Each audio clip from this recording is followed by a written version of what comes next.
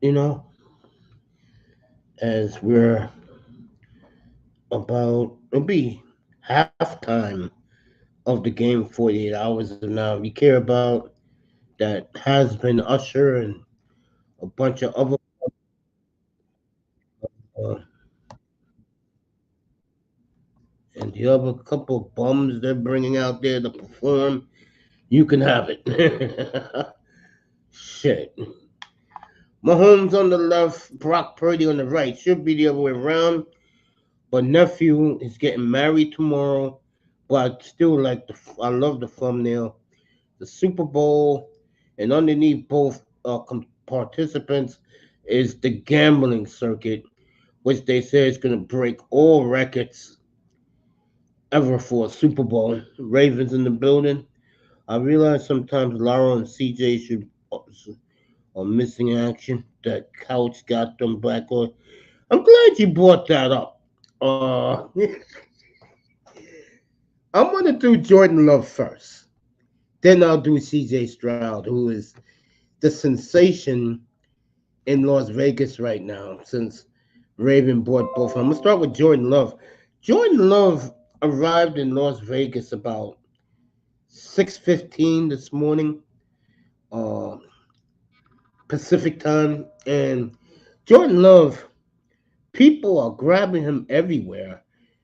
He flew to Vegas because Old Spice gave him a big deal, and they're gonna have for the first time ever uh, body spray. He explained on the Dan Patrick show body spray that you could spray, on your balls and your feet and your toes, and the brand new Old Spice that's about to come out, and he's going to be the pitch man for it. It's amazing about the C. Jordan Love. By the way, Platinum, just to let you know, Raven, he's killing Dion right now, live. I'm not joking. He's killing Dion again. Anyway, uh, Love is the pitch man uh Old Spice, and he said, "quote Guys in the huddle stink. They need to spray. You can't make this shit up." The beautiful Kay Adams uh had him today, and they put the Super Bowl trophy next to him. They asked him, "What does the Super Bowl trophy first thing he thinks about?" And Love didn't hesitate. He said motivation. He also called out both the Chiefs, who he beat this year, and he called out the 49ers. And I will promise you this: next year, Love will play the Niners twice. The first game we know is in Lambeau. The second game, who knows it's going to be, but it will be for the whole shebang a year from now. Oh, is Love motivated? It's great to see Jordan Love. Congratulations to him. Uh, Everybody was grabbing him this morning when he arrived in Las Vegas for Old Spice. But the toast of Vegas right now, that boy in the building, the toast of Vegas right now is definitely CJ Stroud. Oh my God. CJ won what last night? Offensive Rookie of the Year. And what a beautiful group of sisters that young man has. Let me tell you. Stroud is not George Kittle and not Debo. They want Kansas City real bad Sunday night. Uh, Stroud is in another stratosphere right now. I mean, I've never seen an NFL prop up a quarterback like they have CJ Stroud in Vegas. And congratulations to him. Sad Darren Woodson got looked over for the Hall of Fame. Yeah, I'm gonna get to the Hall of Fame. There were guys on there that surprised me, but they got over other guys, and the guys who got looked over again, they better start to worry. I'm dead serious. They better start to worry because every year they put in these guys like, where the hell did Devin Hester come from? That came out of left field. Peppers, Randy Gradishaw, who I saw play, he was awesome for those. And it was nice, but they bought the old Orange Crush defense to congratulate him that he finally made the Hall of Fame. Who else? Hester, I couldn't believe it. I was shaking my head like, you kidding me? Peppers deserved to get in. Andre Johnson definitely deserved to get in. Gradishaw, I have no problem. Randy Gradishaw, by the way, 30 years too late. Like Drew Pearson, the great Cowboy receiver. That I would take any time on my team. He was passed over for over 30 years. So, and I forgot who else made it in. Dwight Freeney, yeah. And that was nice, but Michael Jordan and Tony Dungy greeted him into the Hall of Fame. Yeah, Mongo McMichael is definitely automatic for me. Should have been in years ago. I'm a big Mongo fan, and he deserves to be in the Hall of Fame. I totally agree with that. Hester, I'm like, couldn't you wait a few years for Devin? Wow, Devin Hester got in over Torrey Holt, Reggie Wayne, uh, and a lot of others. And the other night, I was talking to, I guess it was that boy, about the best special teams guy, and Devin Hester, boom, he's in the Hall of Fame.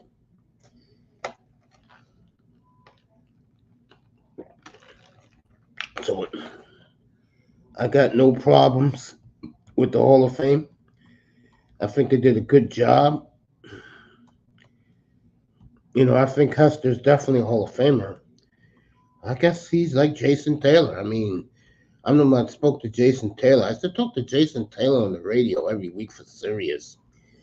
And I enjoyed talking to him. God damn, I enjoyed talking to him. Talking to an all-time great Dolphin. I was just thinking about that. Yeah, bro. Yeah, man.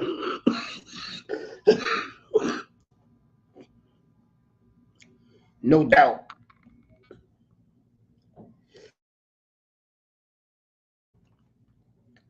Yeah, man. No doubt about that. Seriously.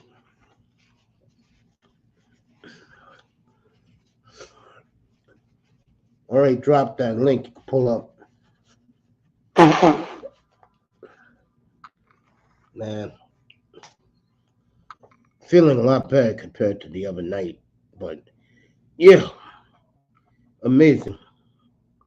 So the NFL put their Hall of Fame in last night. Those players deserve it, even Hester. And I'm not bashing Hester. I'm just saying that, boy, did he get in quick. Wow. If I'm Torrey Holt, I'm not happy right now. Corey Dillon, I guess, they'll never put in. You know what I'm saying? But back to C.J. Stroud. You talk about a young man that is celebrated everywhere. And like I said the other night, he's going to be a phenomenal football player moving forward. I think this year he'll take a step back. I think Houston will. But in 2025, they're going to be here for a long time. Get used to it. Should have been since the 90s. Yes, I would agree. Oh, you talk about Darren Woodson. Okay. Darren Woodson, I mean, what are you going to say? You know what I'm saying? I mean, he was a great player on a great team. I mean, that's a dynastic team right there. I'll tell you right now, the Cowboys of the 90s will beat the Patriots of the 2000s. No question. With Jimmy coaching them? Oh, yeah. Barry Switzer, I'll give it to New England. But Jimmy coaching against Belichick, I'll take Jimmy. I will definitely take Jimmy Johnson. All right, the other night, Monday night, the Chiefs, especially Patrick Mahomes and Andy Reid, were on the podium and they were roundly booed. And they showed a picture I saw tonight, a video, and it was the glare that Brock Purdy kept staring at Patrick Mahomes. And I'm like saying, bro, what's up with this? And I think for the first time ever, the Kansas City Chiefs will be the villain in this Super Bowl. Now, if you don't follow this, like we doing here, the Chiefs are the more noticeable guys. But it's like I told the guys up here the other night, this is going to be a road game for Kansas City because Vegas is close by. So the Niners, their fan base, Bang Bang Niner Gang, you know, and you got Shorty. Have you ever heard of this chick named Shorty? I guess she's a rapper, R&B singer. She's the one that sings that song, and it's a big hit out in Northern California. She's from the Bay Area, so she made that song up for the Niners, their anthem, Bang Bang Niner Gang. And, the 49ers, folks, it is going to be tough for Mahomes Sunday night. I don't think he realizes it yet, but because the game is close to San Francisco, I'm going to say it'll be 85% San Francisco fans in the stadium Alliance Sunday night. And I'm going to go with the Niners since I'm not going to be on Sunday till after the game. I'm going to go with San Francisco. And the storybook of Brock Purdy will begin. Do I think Purdy's great? No. Do I think he's a bum? No. I think he does what he's supposed to do. And that is get the ball in the hands of the playmakers. And he does that very, very well. I don't look at Brock as a game manager. No, I look at Brock more of a guy that has so many toys to play with that he goes with what Kyle tells him to do.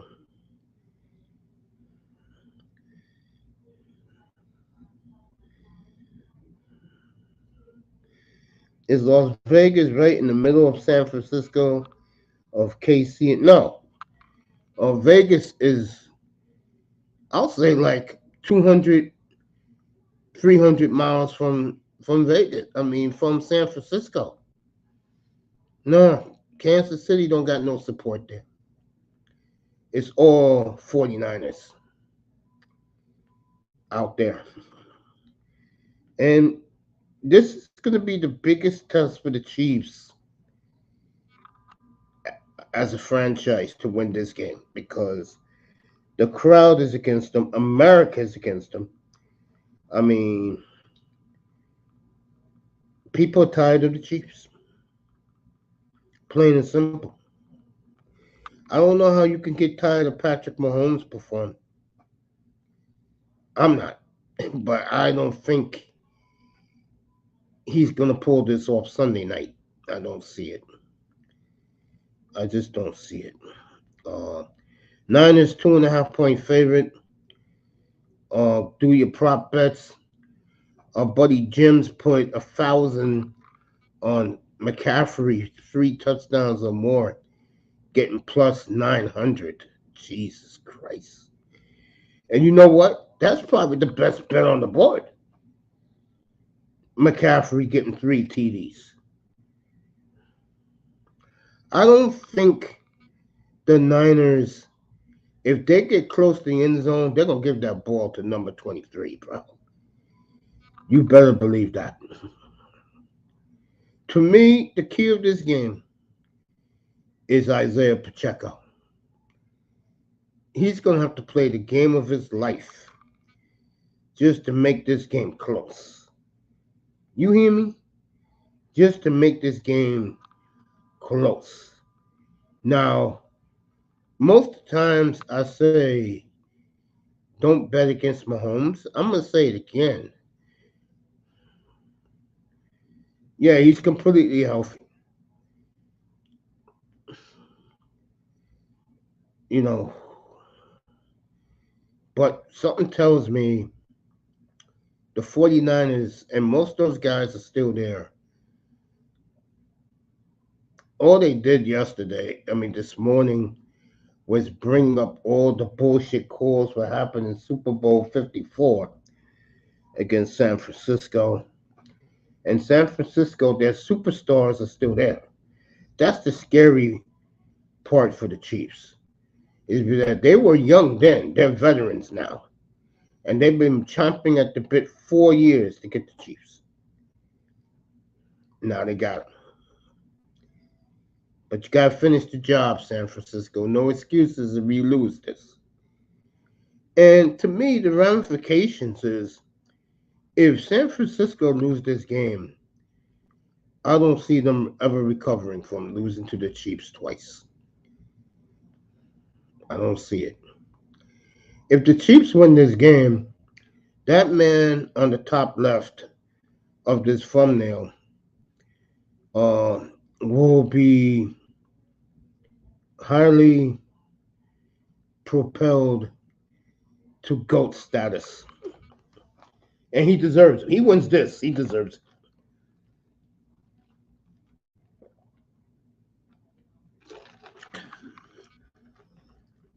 Patrick Mahomes don't walk into your facility every day.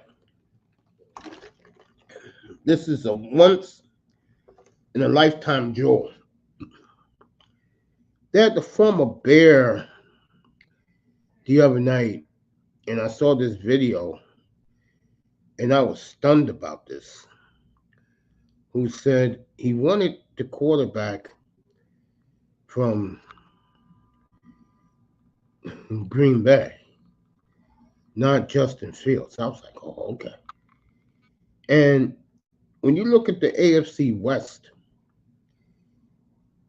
I think the quarterback that's going to emerge now that he has a real coach is going to be Justin Herbert. And you look, in the crystal ball, you look ahead. I think, what's up, Canes? I think the Chargers have hit a home run. And they'll be challengers beginning next year to the Chiefs front. But like I said, he beat Lamar. So right now, in my opinion, the AFC is shut down. It's Mahomes until further notice. I don't want to hear about these other guys. You have Laro up here talking about CJ Stroud this, CJ Stroud that. Like that boy said to him, there is a gauntlet of quarterbacks you got to give through. Well, in the NFC, we all know who's going to be the man beginning next year. Especially if Brock Purdy loses this one. Brock Purdy loses this one.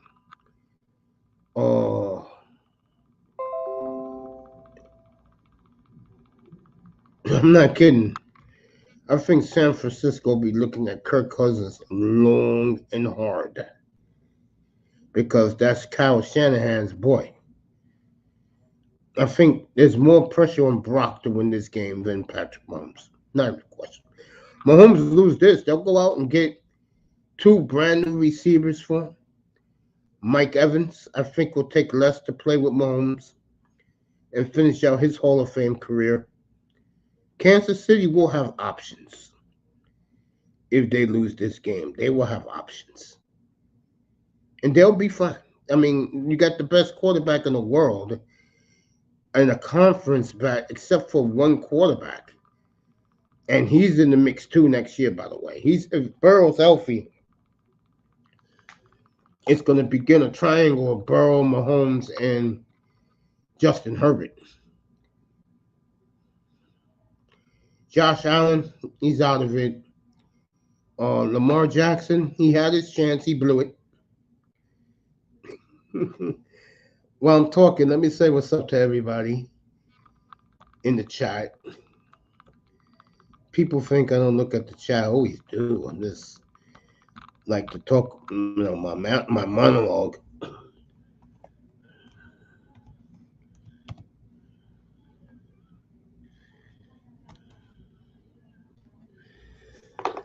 Whew, boy. Man.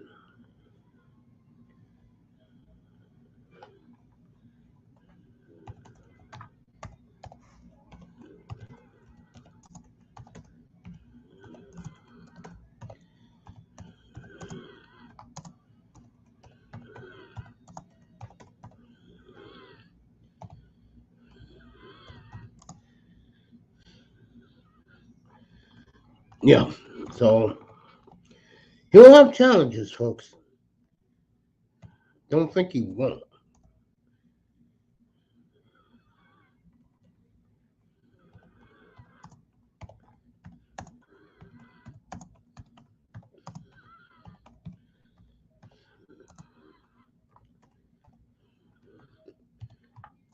So Kansas City's in a good place right now.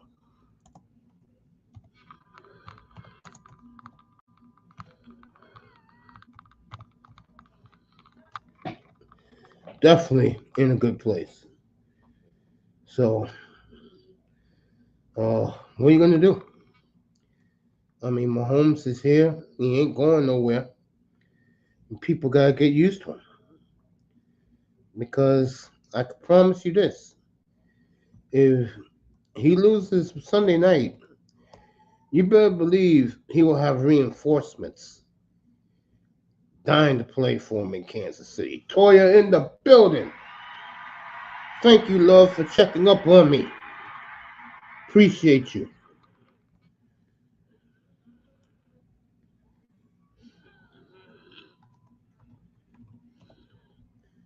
So to me, all the pressure is on Brock Purdy Sunday night.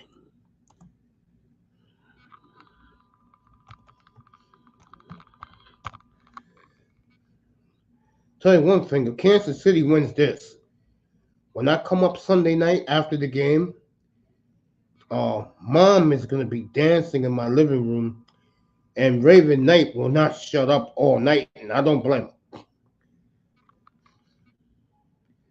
And I don't want to hear, if he wins Sunday night, love you, girl, appreciate you. I don't want to hear the haters come out of the woodworks. He already has dismissed the AFC. Okay, those guys have been dismissed except for Burrow, and now with Harbaugh there, uh, Justin Herbert. Everybody else, Josh Allen, all these other guys, they're gone. They're gone.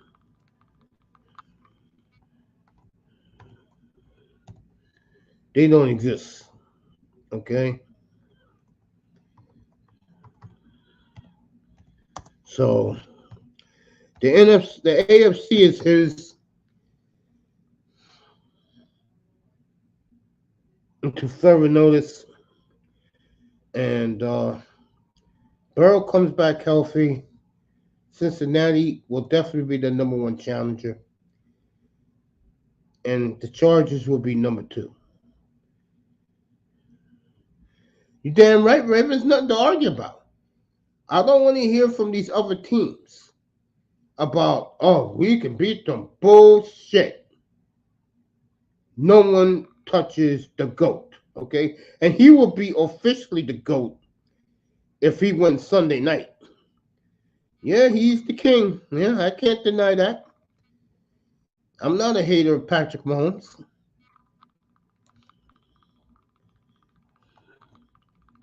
I mean, I enjoy Mahomes playing. Okay? So, I mean, for some fan bases and the quarterbacks that they worship, the truth hurts. As my old buddy used to say in TNA, sorry about your damn luck. No one touches Mahomes. And to further notice, Lamar Jackson, he failed. Okay. Did you ever see an MVP get off the stage so quick? I said it the other night. I said it the week before last. I know for Lamar Jackson, what a hollow feeling it is for him to win two MVPs and never got to a Super Bowl. Wow. What that tells you, folks, is you can be dynamic, you can play Madden style of football, but if you're not playing in the second week of February, no one cares. Now, you saw the brothers in the audience. I caught this shit at 5:45 in the morning. You saw the brothers in the audience trying to support him. And Lamar was like, let me just get the F off this stage. Let me just take this award and let me get the F off this stage. And boy, did he do exit stage right. Got up there, said a couple words, and he was out of the building. Could you blame him?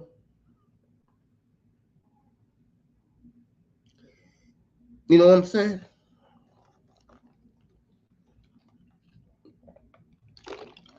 Watching these guys talk. Raven says, we're the San Francisco 49ers. They're quiet like mice, all of that fighting all season long, and I haven't heard a real peep out of the 49ers. Are they scared? No, I think they want to kill Patrick Mahomes, to be honest with you. I think they want to kill Mahomes, bro, in the worst way. I don't think there's a player on that team that likes Patrick Mahomes.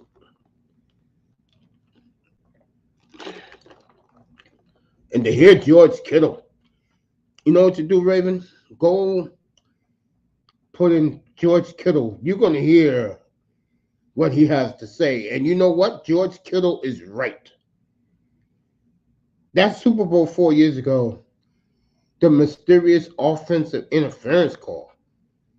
And I mean, George Kittle said, he didn't interfere with nobody. We know what Jimmy G did.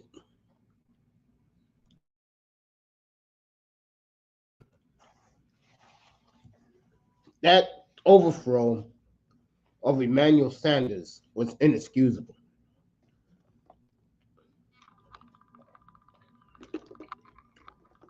And a lot of those players feel they were robbed by the league, by the referees, and the Niners. Hey, look, are they the better team? Yes. But that man on the left hand corner of this thumbnail is as lethal and as dangerous as it gets.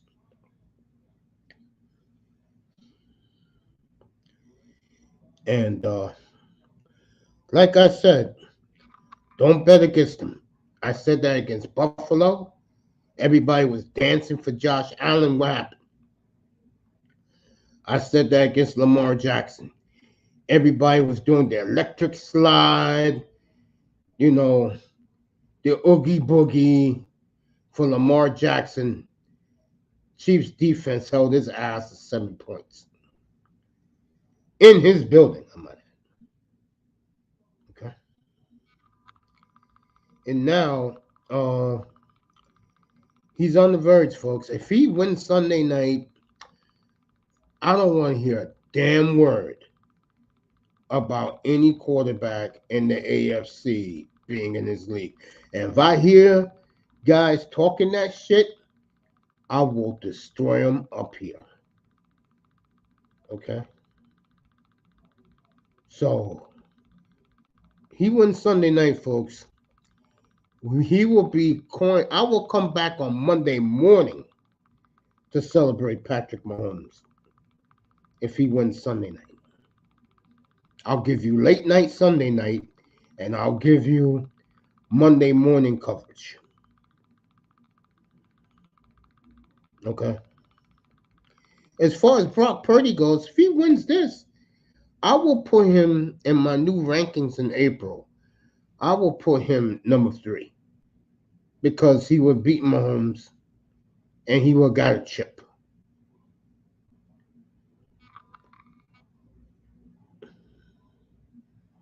So Brock Purdy wins this game. In my new rankings, he will be 3rd. No question. He would deserve it too. But I get the feeling that it's going to come down to Pacheco for the Chiefs and CMC for the 49ers. And I can tell you right now, CMC is raring to go. Here goes 305 in the building. Good to see little bro in the building. Love you, little bro. I hope you had a good day at work. Start pumping that Henny with a Budweiser. Listen to your boy DJ Screw all night as he's watching his professional wrestling. I did not see this at the Royal Rumble that Cargill and the beautiful Bianca Belair went face to face. You gotta give Raven a lot of credit, boy. Raven called it. This is why you have guys like Raven Knight around.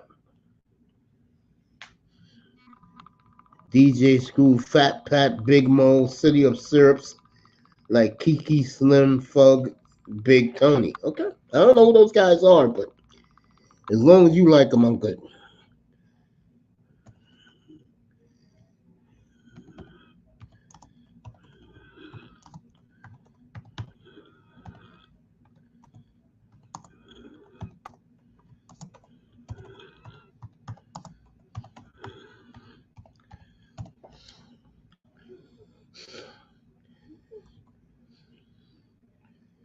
So,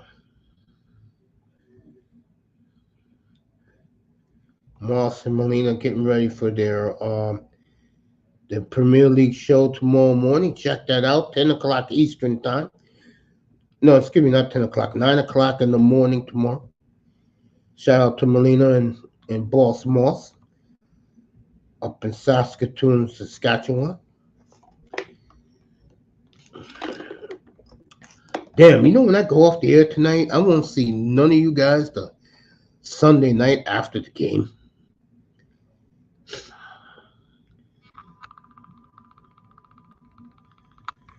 Probably the code that I have, 305.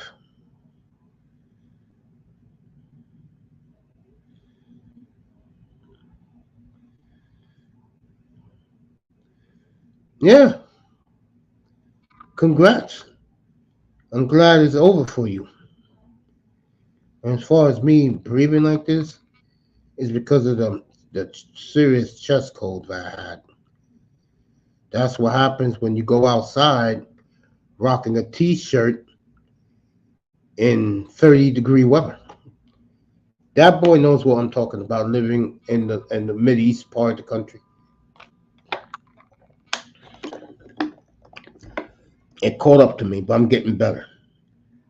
Thank you, 305. Thank you, Canes. Appreciate you guys.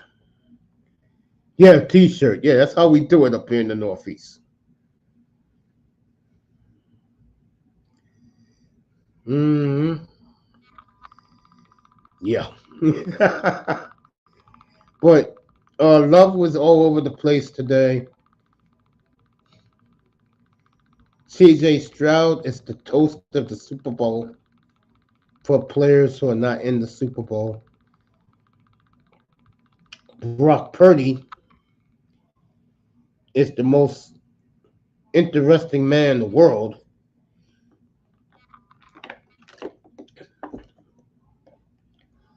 by the media and other players.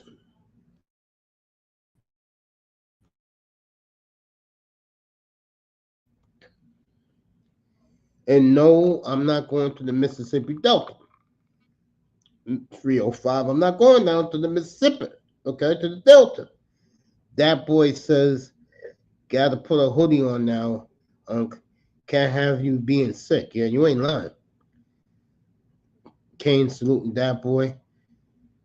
Oh, yeah, I got it right in front of me, Canes. Trust me.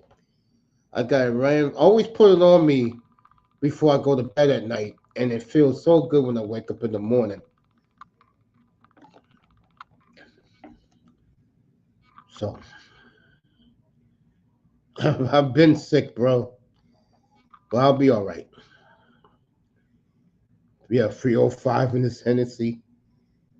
Yeah, Raven's the dude, bro. And when he gets his new platform, I'm telling guys right now, if you think you're going to get the shit talked up here the way Raven talks shit, Raven be talking a lot of tech, a lot of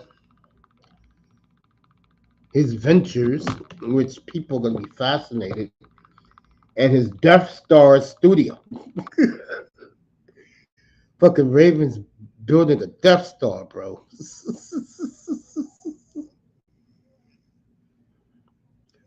Appreciate my brothers in here tonight. And yeah, I just had a big glass of tea a few minutes before I came on the air. But I'm getting better. Trust me, I'm getting better, boys. Yes, I am. So the Super Bowl is going like this. Debo Samuel,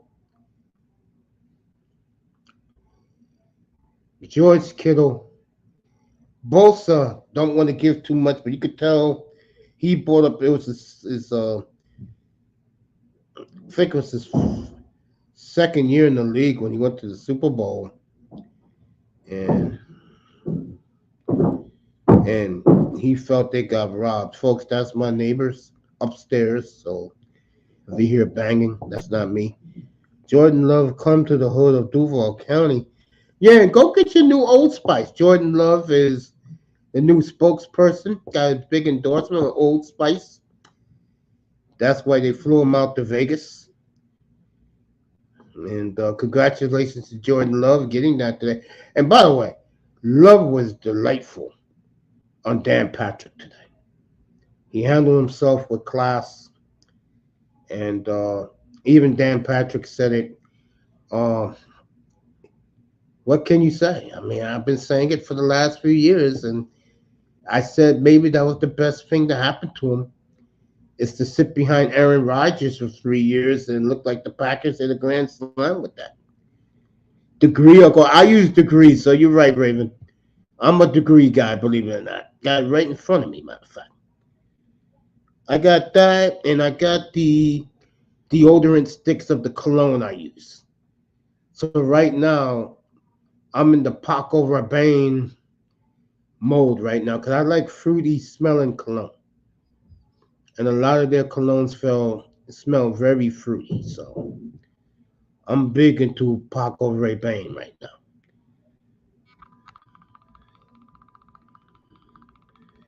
You're right about that. Yeah. That's why I love Degree, bro.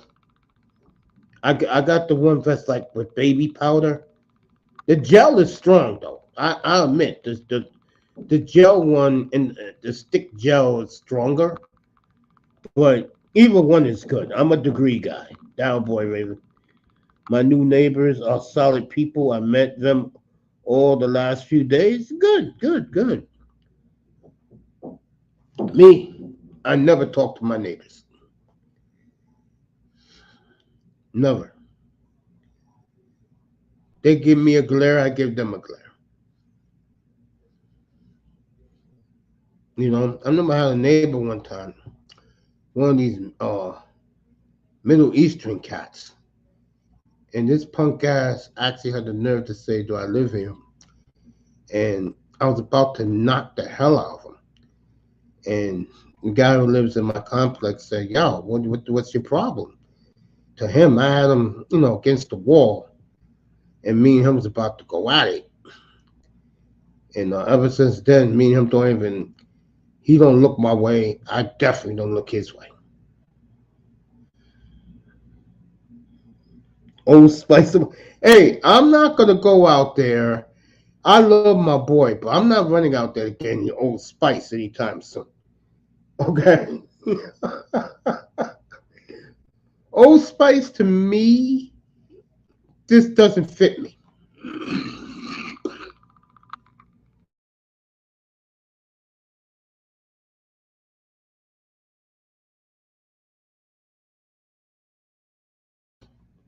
When I'm done, make sure you drop by Lover Girl Brownie tonight. She's on in about an hour from now. So go check out the beautiful Lover Girl Brownie. And sweetie, don't worry. When I get my cam, I read what you said in IG. I'm gonna start doing some remotes. Probably in the springtime, baby. You hear me now? This is what the winter. Hey, your winters are worse than mine, sweetheart. You know that. So you know how it is when you walk outside with just a t-shirt on. Because 30 degrees here in New York for me is like 50 degrees for you. No lie. Shout out to everybody in the Midwest part of the United States. Real talk, my dad's from the Midwest, so he's from the Big C. If you don't know what the Big C is, I'm gonna drop by her room late tonight just to go to sleep. And I don't mean that as a diss. Sometimes when Brownie knows, sometimes when you're doing this, folks, and you do the hours I do, or I used to. I mean, Brownie didn't know me back then. The gang knows who I'm talking about. That boy, 305. I used to do 9 hour shows a night, Brownie. No lie. I used to start at 7 and end at 4 o'clock in the morning. Real talk. Seriously, real talk. So you guys pull up after this and support baby girl.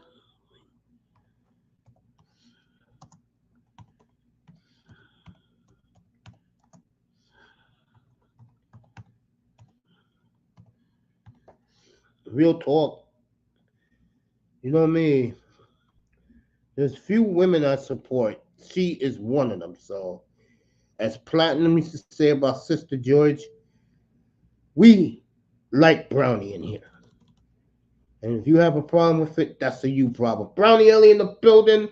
Go support her later tonight, everybody. Who wrote that? Raven. Don't let me pull out Ronina, bro. Don't let me do that for you. Because if I do that right now, you're gonna be, oh shit. Don't let me do that, bro. Let that beautiful sweetheart. And by the way, if you have satellite, she is the sideline reporter for the Pac-12. Seriously.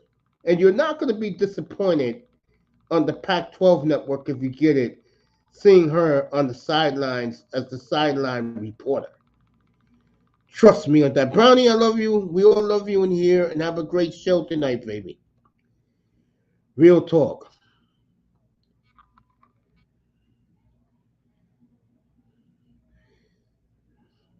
Speaking of that, this is going to get Canes fired up.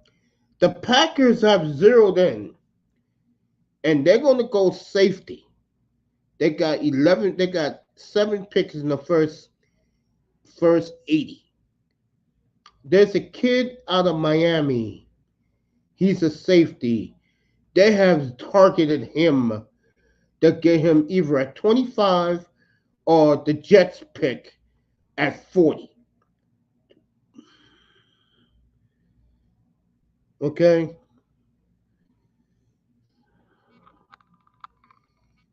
Yeah, go support the beautiful Brownie tonight, lover girl. Yeah, Canes, what's the safety name for the Miami Hurricanes? I think his name starts with a T. All the Green Bay is all over him. They letting it be known. One thing about the Packers, folks, they don't play games. I have learned that about them. If they have talked them at the whole city of Green Bay, Wisconsin, they own the team, so they talk among each other. So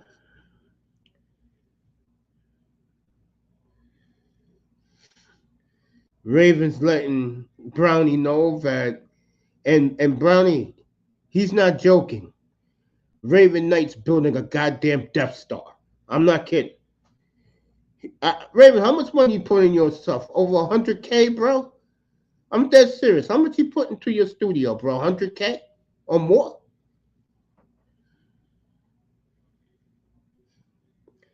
Yeah, Kane. Yeah, yeah. His name starts with a T. His first name, I think it's Tristan something. But the Green Bay Packers, not even. Damn. God, I'm gonna do an interview next week with the league is dead. It's the NBA All Star Game next weekend. You know I don't give a rat's ass about that. So I will do a one-on-one with Raven Knight next week, and it's gonna be a good interview, folks. It ain't gonna be no goofing around. Raven's gonna tell all because Raven's done it. I'm gonna talk with him about his obsession with gators and Crocs. You know, he caught a Croc last year and made it into some shoes. So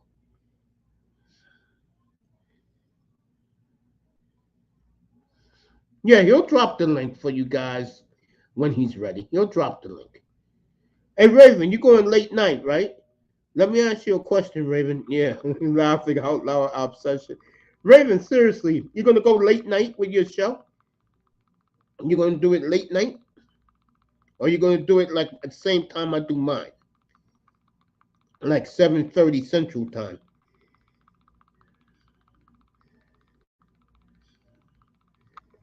Wow. Wow. So Brownie Ellie later tonight in about an hour, she'll be on. Go support that beautiful young lady. So Raven's gonna go overnight. I think his show is gonna be outstanding. I do. Yeah, those are the best gaming hours. That's him. That's him. Yes, yes, yes. That's the kid. Kitchens. They are in love with Kitchens. He's gonna be one of their top targets, and there's a safety out of Toledo that people are very high on. And I think what they'll do is they'll take the Toledo kid first, and they can trade up to get Kitchens. They're going safety because all the safeties they got are free agents, and they're going to let them all go. That's how Green Bay does business. That's the kid they're in love with right there. Gators, Jerry Reed. That's the kid. It's Kitchens who they're in love with. That's him. Cam Kitchens. They are infatuated with Cam Kitchens.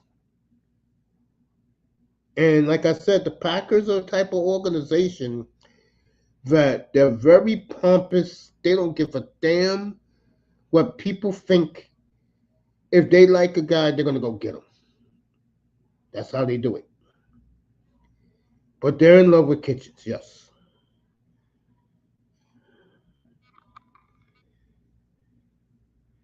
Yeah, do that. That's why I do now.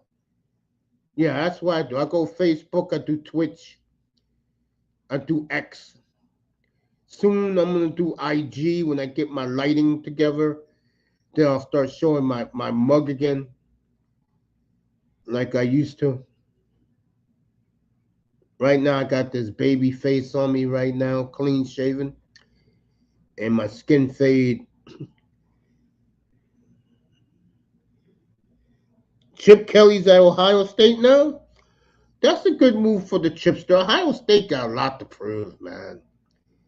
I mean, how the hell do you let Stroud and uh, Fields be your quarterbacks and Haskins, God bless his soul, and you couldn't win shit? Come on now. Come on. Salute 305, just hanging there on my profile, and I'll post the real channels link when I launch. Yeah. Raven's gonna put it there. He's gonna put it in here, and you guys go subscribe. If I go in Raven's chat, and like I just told Brownie Ellie, it's no offense, but I'll be falling asleep because I'm doing this and I'm tired. But Raven, again, is going to be a hit. Trust me. He is going to be a hit.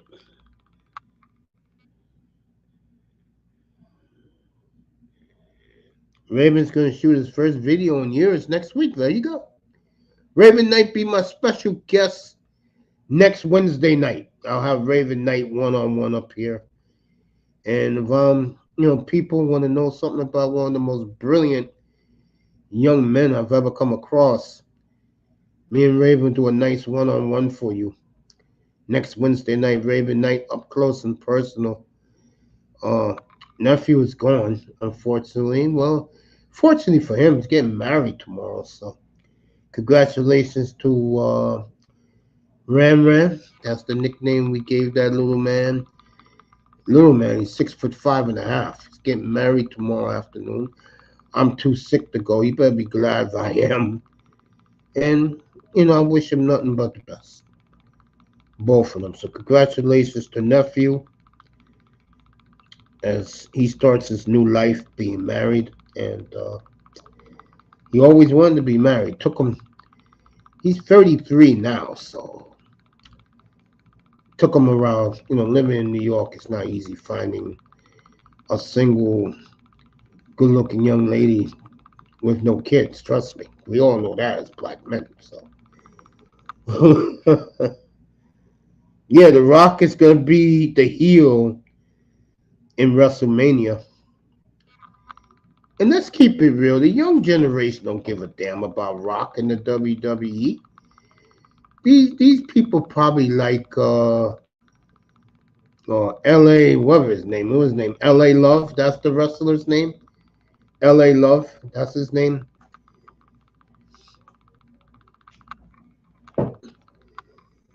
And these skinny Uzo guys.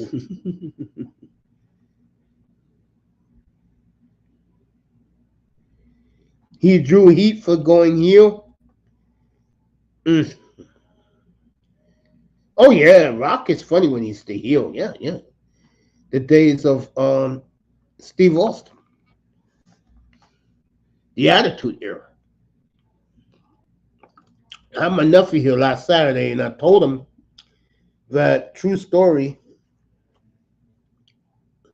I was in my old crib, and I was just laying in my bed one night. Remember, I was going through dialysis back then.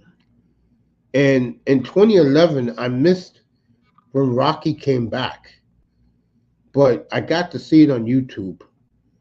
And I'm not kidding you guys. When he came into that ring, I cried. I'm serious. I was bawling. I just got my brand new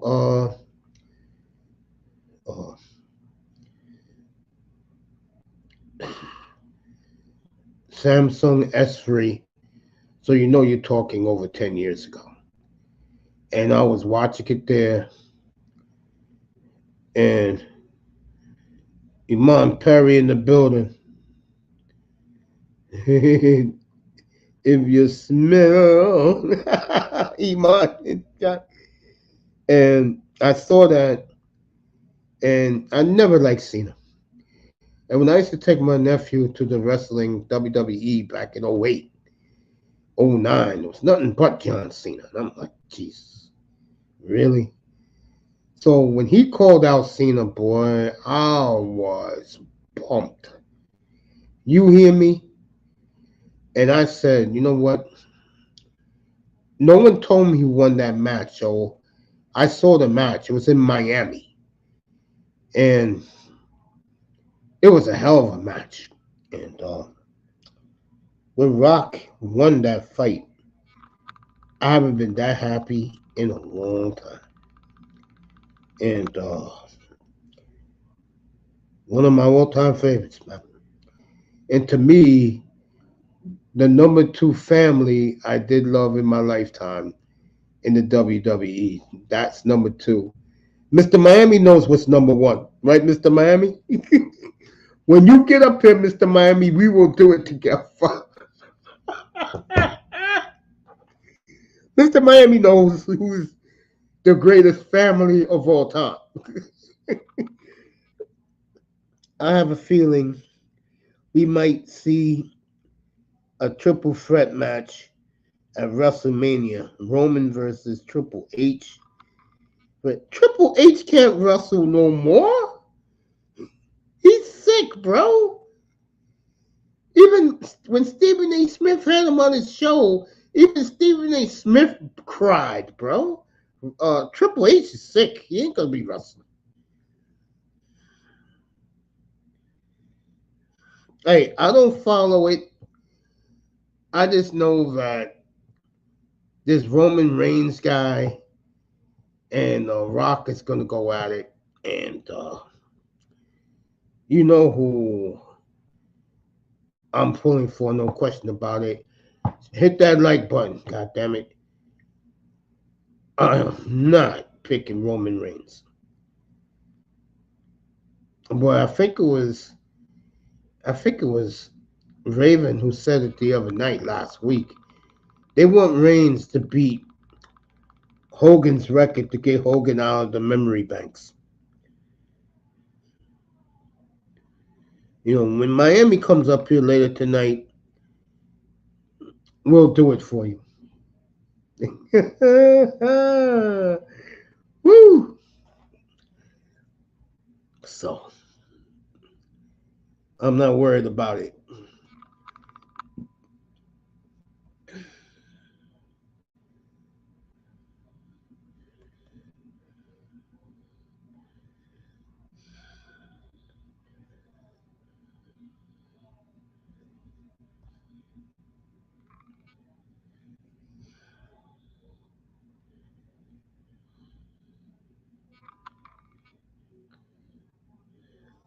'49ers flew out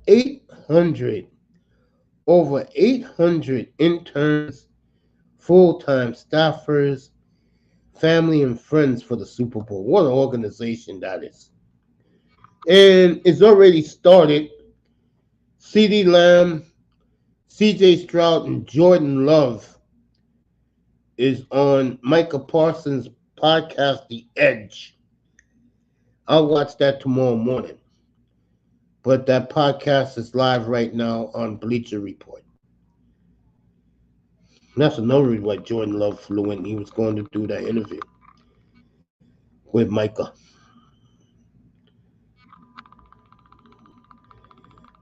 Navarro Bowman joining his old coach, Jim Harbaugh. He'll be the linebackers coach for the Chargers. Good to see Navarro out there.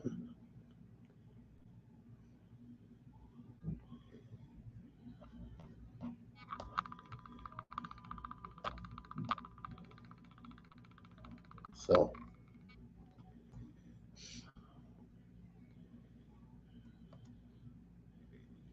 let's find out who's this.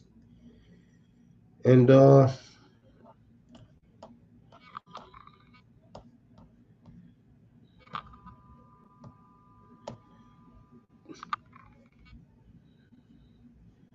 damn. Wow. The new top 10 quarterback is out. And these are the quarterbacks they put in the height group. These guys didn't make the top 10. Tua Tagovailoa, Justin Herbert, Trevor Lawrence, and Jalen Hurts. Interesting. All right, let's find out who's the top 10. Number 10 is C.J. Stroud. Congratulations to him. Tell you, he is the toast of Las Vegas right now. Number 9 is Jordan Love. Congratulations to my boy.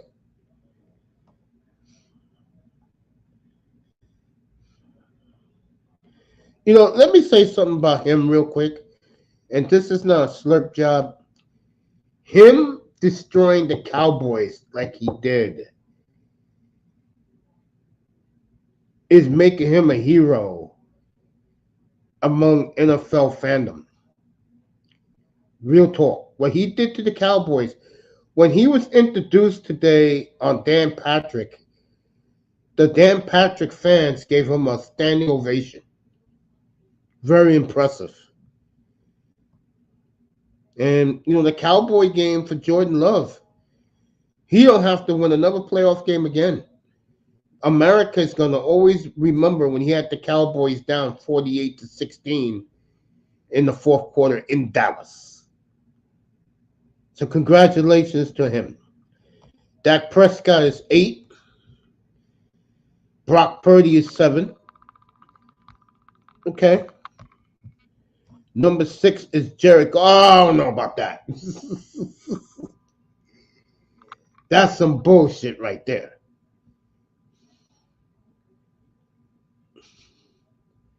That's some bullshit right there. All right. Joe Burrow is 5. I would agree with that. I would put Burrow a little higher. Stafford is 4. Okay. I mean, this is what you guys believe. Josh Allen is 3. Lamar is 2. I disagree with that. And of course, Mahomes is number 1. I would take Goff out and put Aaron Rodgers in. That's what I would do. Other than that, they did a good job because when I do my rankings in April, it's going to be very similar. I mean, Herbert will stay in my top 10. But Stroud's going to be in my top 10. And you know Jordan Love is going to be in my top 10. Matter of fact, you all will be surprised why I'm going to put Jordan Love in my top 10. Okay. So those are the top 10 quarterbacks right now in the NFL. I will put Herbert in there if it was me. So the football guys at PFF and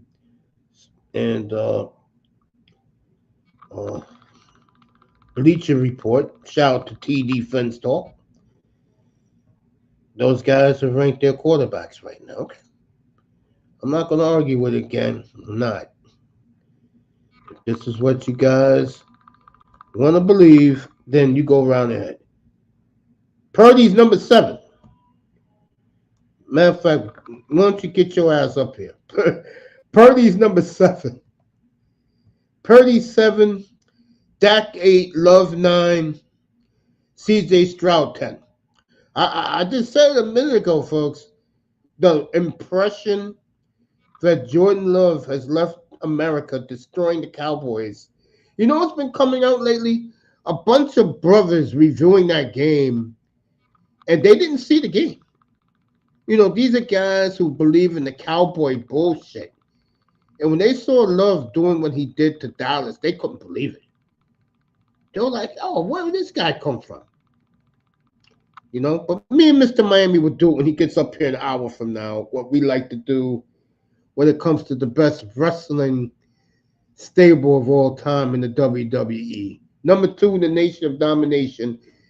Number 1, I'll wait for 305 to get up here. We'll do it together. Woo. All right, I Tessa's here. We'll talk Super Bowl with him as his 49ers, the Bang Bang Niner gang, the rapper Shorty. Yes, that's what she calls herself, Shorty. She is the singer of that song because she's from the Bay Area, so she's the one who sings the long version of Bang Bang Niner Gang. What's up, bro? Ready for Sunday night? What's up, motherfucker? Hell yeah. I'm gonna go Niners. And my mother's petrified. I said, Mom, their superstars are ready for this. They're still there. I mean, did you hear Kittle bitching, bro? He was right what he said. Is what I told you. He said, "Where the hell this offensive interference call came from? I didn't touch nobody. I caught the ball and ran with it." To me, Tess, I know the overthrow of Sanders was the game, but to me, that call really cost the 49ers the Super Bowl because they will blow them out right there. Yeah, that was the start of all the bullshit. You could kind of tell in a game Yeah. when there's like a call and you like, just like, okay, the 49er game Mhm. um, when the, um, when the ball hit the boy in the face and IU caught it. Yeah. Right, right when I saw that, I said, yo, we gonna win this game. We were still down 17, but just little things like that, it tells you the football gods are on your side that day. So when I saw that shit with Kittles, because I never watched the Super Bowl. I told you that the other day. Since it happened, I never watched it over because I was that pissed off. I just watched it yesterday, dog, for the first time. I said, yo, let me watch it real quick, get this shit over with so that I could start anew. And I saw the play you were talking about. I was like, look at this shit, man. That's when it started. You right. Cause I right don't after think, that, Jimmy man. Garoppolo, this motherfucker kept throwing the ball into Chris Jones. Like every time he threw the ball, Chris Jones was batting it down. I was like, look at this bitch, man. I don't think Purdy gonna do that shit. I don't think so either. Like I've been saying tonight, I think Brock is going to be okay, but our buddy Gems will be in the chat. Bet $1,000 plus 900 in Las Vegas Wow. that McCaffrey will have 3 touchdowns or more. That is the best bet on the board in Vegas. He, Wow. What's up, Mace? What's up, Tess? what's up, man? What up, bro? Good Yo, luck. Good luck. We here. We finally here. All right, Tess. Good luck, bro. The Chiefs coming Bro, for you. they Oh, ain't coming for me. hell. We coming for them. I tell you right now, Please yeah, not pray.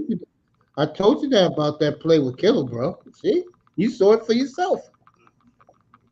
Yeah, I watched it for the first time yesterday. Though. I couldn't believe it. I was like, yo, it's a Super Bowl. Let the boys play.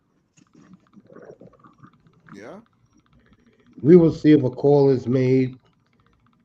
Let's go sidelines. I don't have a horse in this race. I don't either. My mother does, and my mother's coming over here to spend the weekend with me. She'll be here tomorrow morning. I'm gonna let her watch the game. I'm just gonna be sitting there chilling. And again, I just think the Niners have waited so long to get revenge, bro. Now, Mace, you're not gonna be sitting there just chilling, because one, you're gonna jump off your couch when you see the Godzilla versus Godzilla X Kong, the new Empire, 2 minute and 38 second trailer number 2. This is the big one. We all gonna be watching.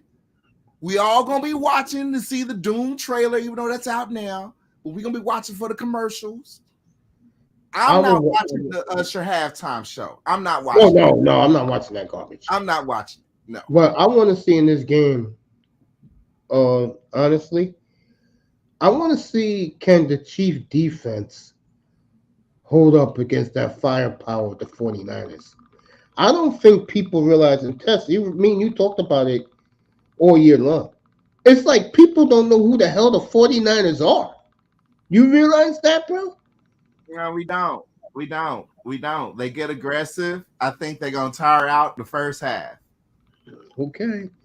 If What Test, you know happened what was, I'm talking about? if they don't, one, if they don't keep Patrick on his heels, and if they come too hard that first half and don't have a strong second half, they're gonna lose. It's gonna be over with by halftime. That's what I'm calling. I just know this, and I think Tess will agree with me.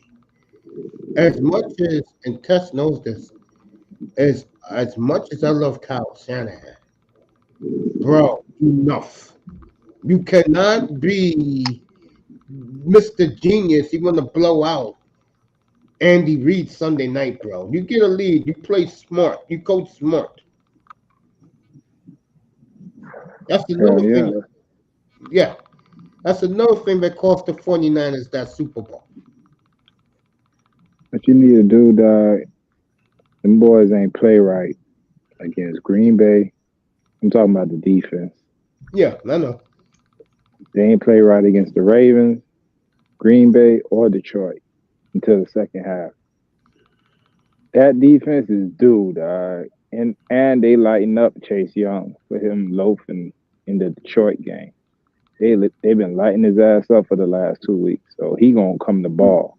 And that's all we need, bro. Because you know both are gonna come. If Chase come to play, we in there. Did you enjoy Monday night when the whole stadium in Vegas completely booed Mahomes and Andy Reid off the podium? Bro, You I'm gonna couldn't tell you hear those guys. Yeah, you couldn't hear honestly, that. Hmm.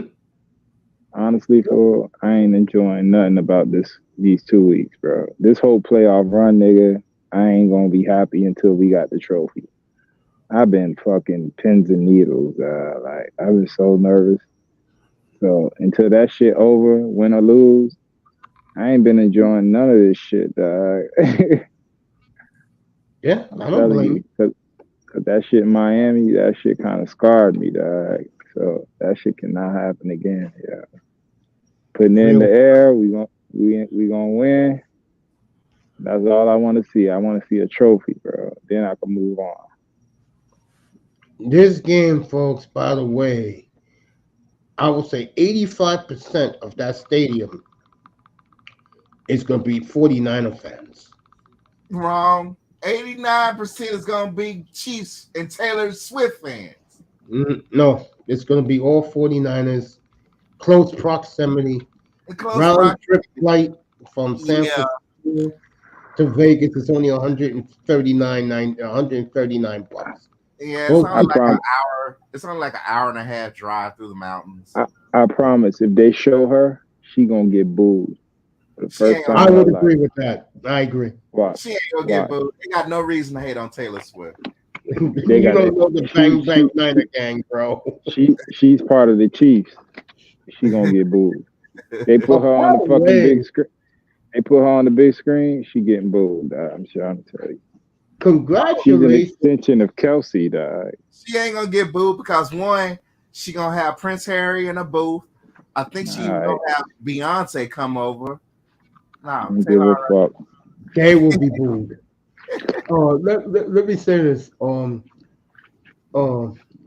what's your fullback's first name again?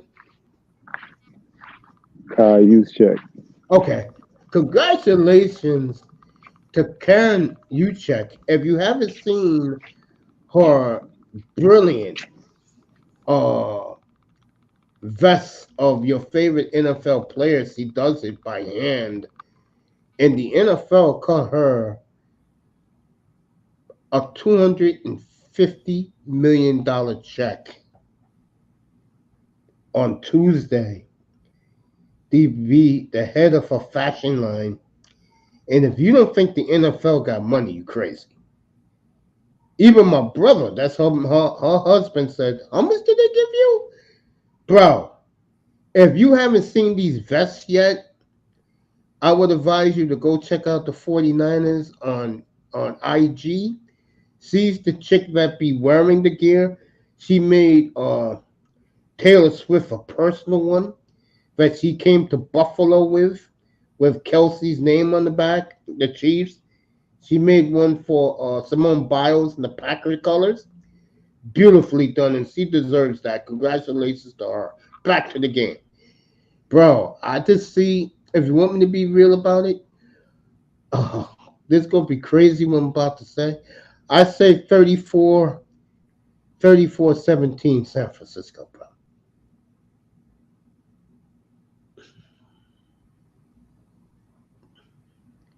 As Test dropped off, he'll be back. Yeah, and the reason why I see that is because I just think the Niners, they want revenge so bad. And what bothers me about the Chiefs is against San Francisco, you can't throw the 2 minute.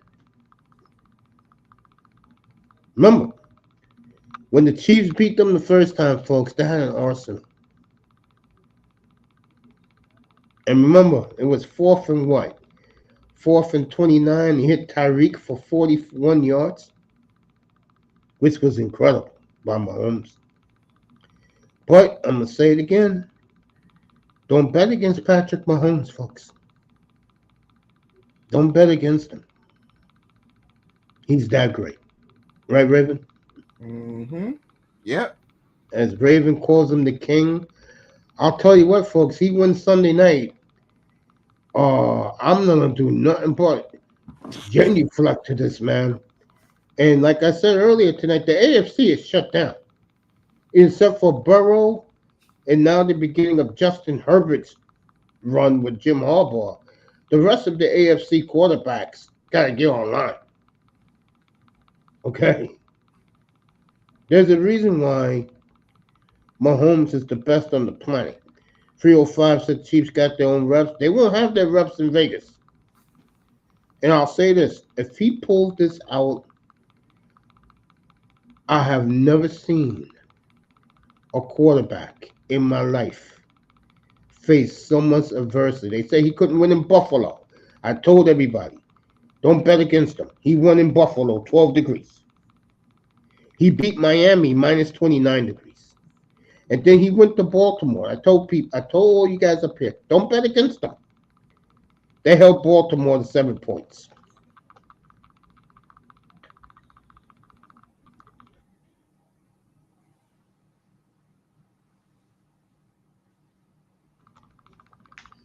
He is clearly the best quarterback in the business.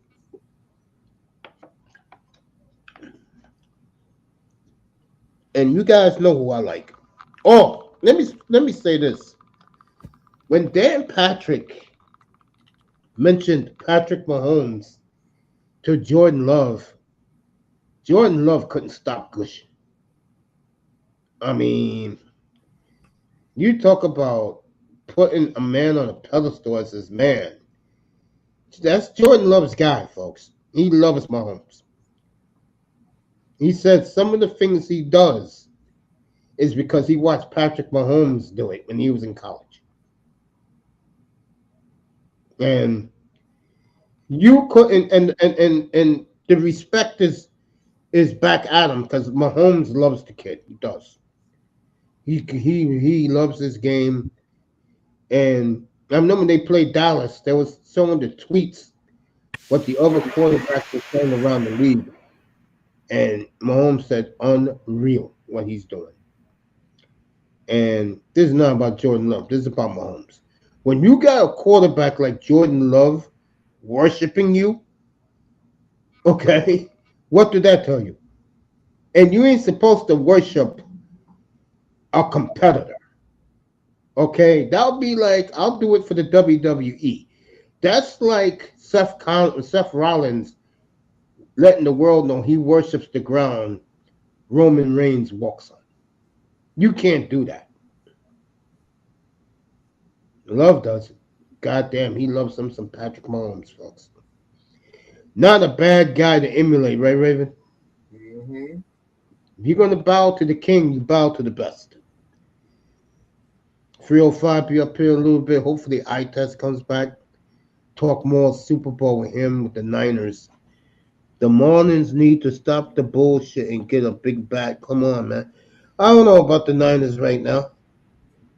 Not the Niners, the Marlins right now, bro. Spring training next week. E40 got Bang Bang 49ers gang. Yeah, he got one version. and Short A got the other version.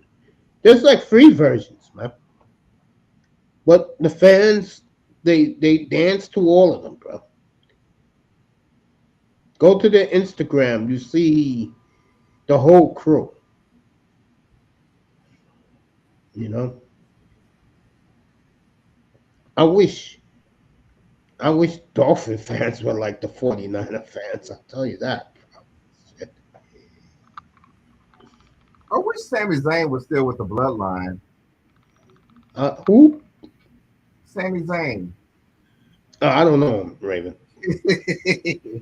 Raven, that WWE is not my world, but I will have WrestleMania on whatever night it is because I get Peacock now. Oh yeah, it's coming.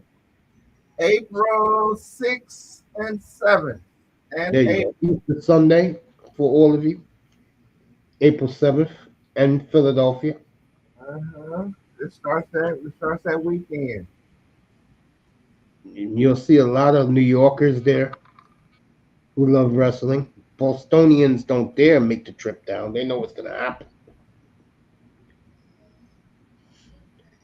WWE Paradise, the northeast part of America. No joke. Boston is their main base. New York, Philly, Maryland. They just love the WWE. Once you get to Virginia, that's all. What you want to call it? The old TNA WCW territory down there. Man, Randy Orton's coming out to the ring. He's about to wrestle Sami Zayn. And just looking at Randy Orton today, it's just like, godly, 20 years went by so quick. Yeah, it's funny you say that because when I left watching wrestling, me personally, that's when Edge and those guys first got there. Mm-hmm. Then it was Evolution. I was gone by Evolution came. Evolution. Well, it was Evolution when they started pushing Randy. That I started getting into Randy Orton because I was like, he just started hitting people with RKO's out of nowhere. I'm like, do you ever see the biography? No, you should do, Raven. Google the A&E biography of Randy Orton. That was some sick shit. This idiot fought fans. Yeah, he What had the hell is wrong with him, bro? Yeah, he had a major attitude problem when he first got there. Randy won. He wasn't a fan favorite when he first got there. No, he had a major attitude. He was cool with my nephew though. That he was fighting Triple H that night on Raw, and he came out of the ring. You know how they stumble and they fall in the seats, and he fell the next row behind my nephew, and my nephew was patting him on the back, saying, "Come on, Randy." I remember Randy Orton had to get that attitude adjustment because Bob Orton had to come. Bob Orton had to come and grab his son by the boots. Say, "Look here, you ain't about to mess up this family business." You know what's Kane said he saw that one on A&E. He said it was shocking. Randy Orton. Open mind. I know, Raven, you don't like it, but A&E did a hell of a job with the WWE documentary. I don't like their it's production. Yeah, I don't like it. Nah, because it's like, damn, you kind of destroying the image that we've had as some famous wrestlers. But I mean, it's the truth. But I'm like, damn, they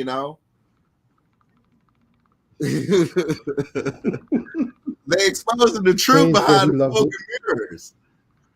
Well, you gotta be honest with the crowd. Yeah. But I'm still at that little kid. Yeah, you're like 305. It's the little kid in you. I know.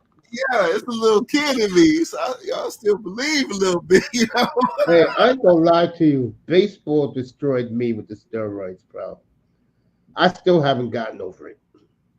I know me and Abdul Jones, man, we used to go out in here because he was a big Barry Bonds guy. Mm-hmm. And we used to go at it. And I said, bro, guess what? 2037. If you're alive, get a ticket. You know, let him in.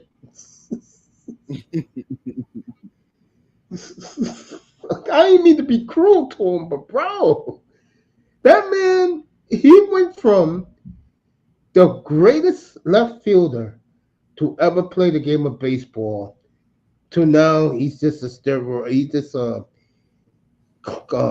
clear and the cream guy, and that's a shame. Mm-hmm. All jealous of Sosa and McGuire. Crazy. Mm-hmm. Gary Sheffield now, he's done. He has to wait, which I think is insane. You know, but baseball brings out the kid in me.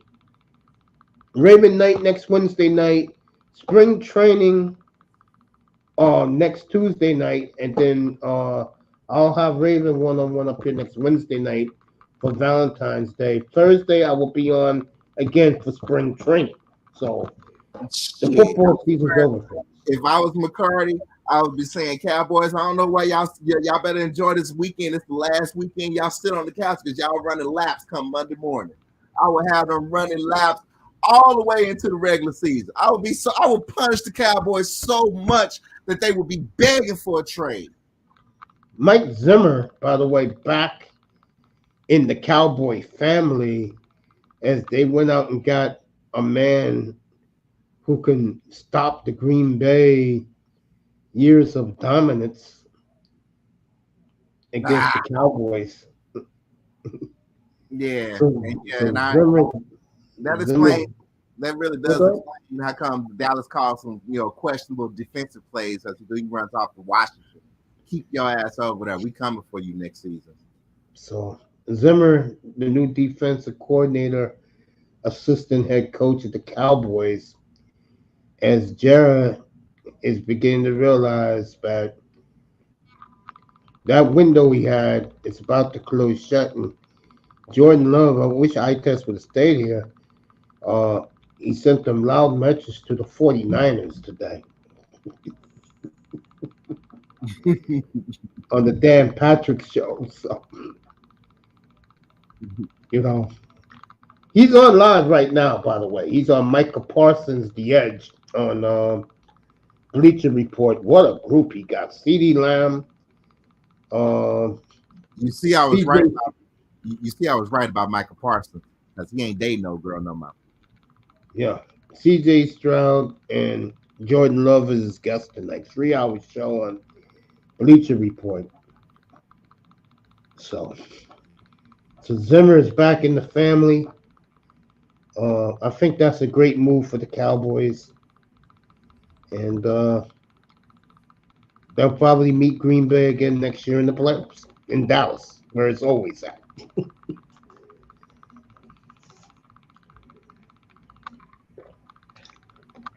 So Cowboys are in the fold as they get Zimmer as the defense coordinator. I think that was a hell of a move by the boys. And we'll see. Yeah, we'll see.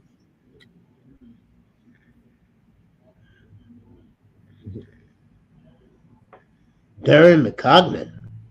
Let me check that out.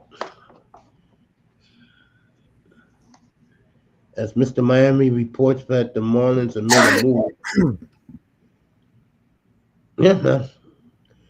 I just think it's great, bro. But it's a shame.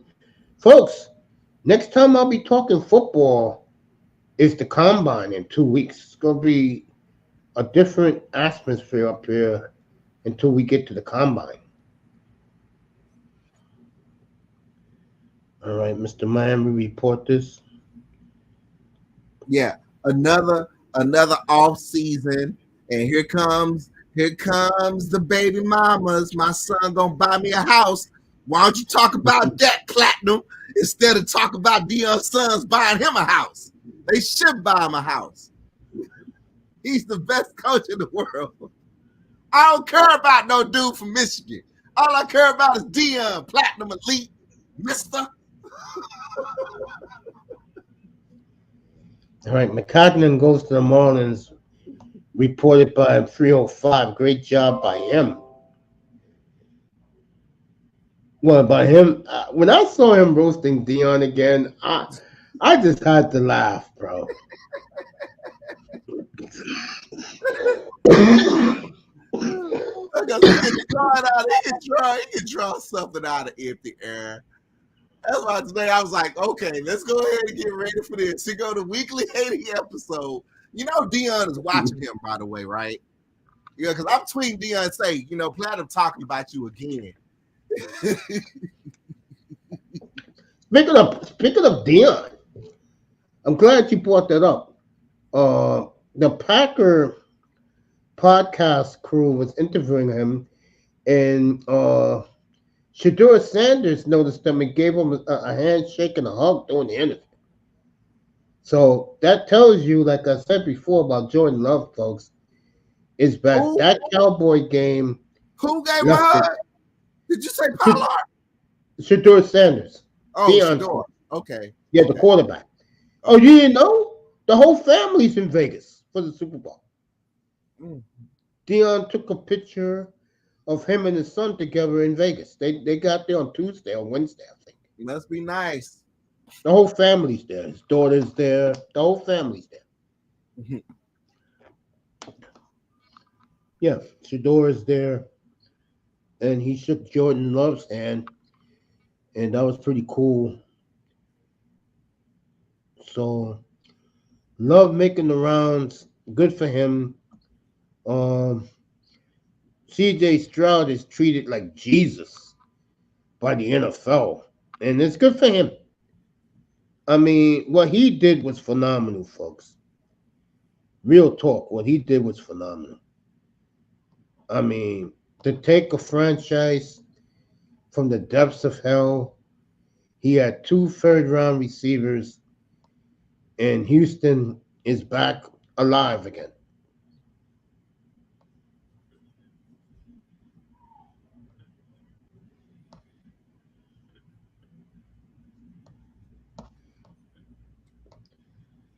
So,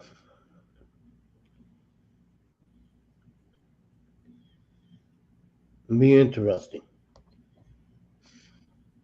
Of course, Tony Romo is making the rounds. Forget Tony Romo.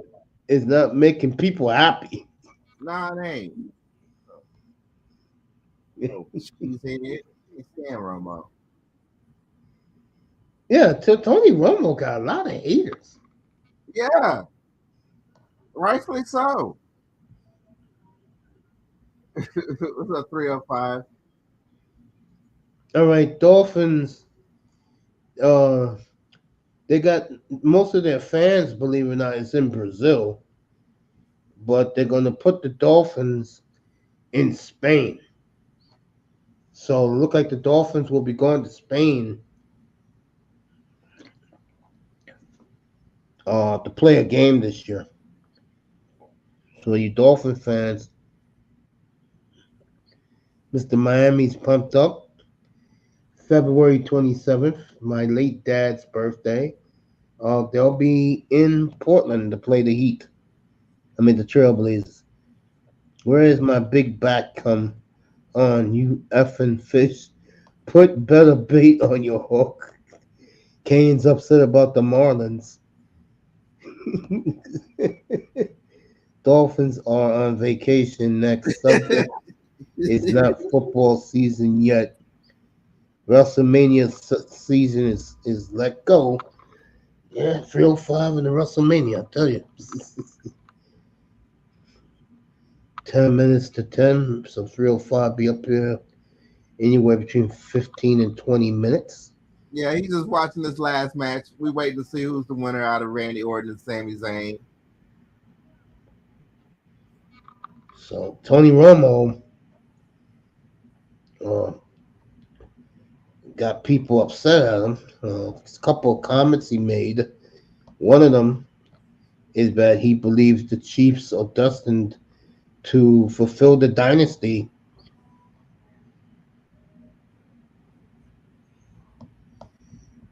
Andrew Siciliano killing the Dolphins right now. I'm looking at it. And Andrew Siciliano told Tyreek Hill that there's no more excuses. Interesting. Remember, the media never liked the Dolphins because of the dynasty in the early 70s. So Siciliano went at it with Tyreek Hill today. Interesting. Mm. Okay, that game in Spain for the Dolphins is going to be in 2025. And what they'll do is take one of their home games because on the odd years, they have 9 home games. And the even years, if you're an NFC team, it's like this. The odd years, you get an extra home game against the AFC. On the even years, like this year, they get a home game. So Hey, the Cowboys will be playing 9 home games this year. Mace, the tribal chief is backstage.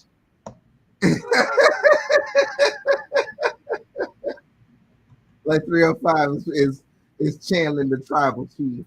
Yo. Oh, it's Canes. You the tribal Yeah, chief. James is the tribal king. Yes. That's okay. Teams on What's the up, couch. fellas? What's up, man? Mr. Miami, I can't stand Romo. Yeah, Tony Romo has been really pissing a lot of people off with his commentary. We don't like him. He's a troll. I can't stand Romo. No two-faced bastard. 150 million, and now he gets to troll the Cowboys for the rest of his life. Asshole. Gave that man a perfect life. Romo Keep his ass up there in Green Bay Packer territory. We don't want him here. guaranteeing that the Chiefs will fulfill their dynasty, winning the Super Bowl Sunday night.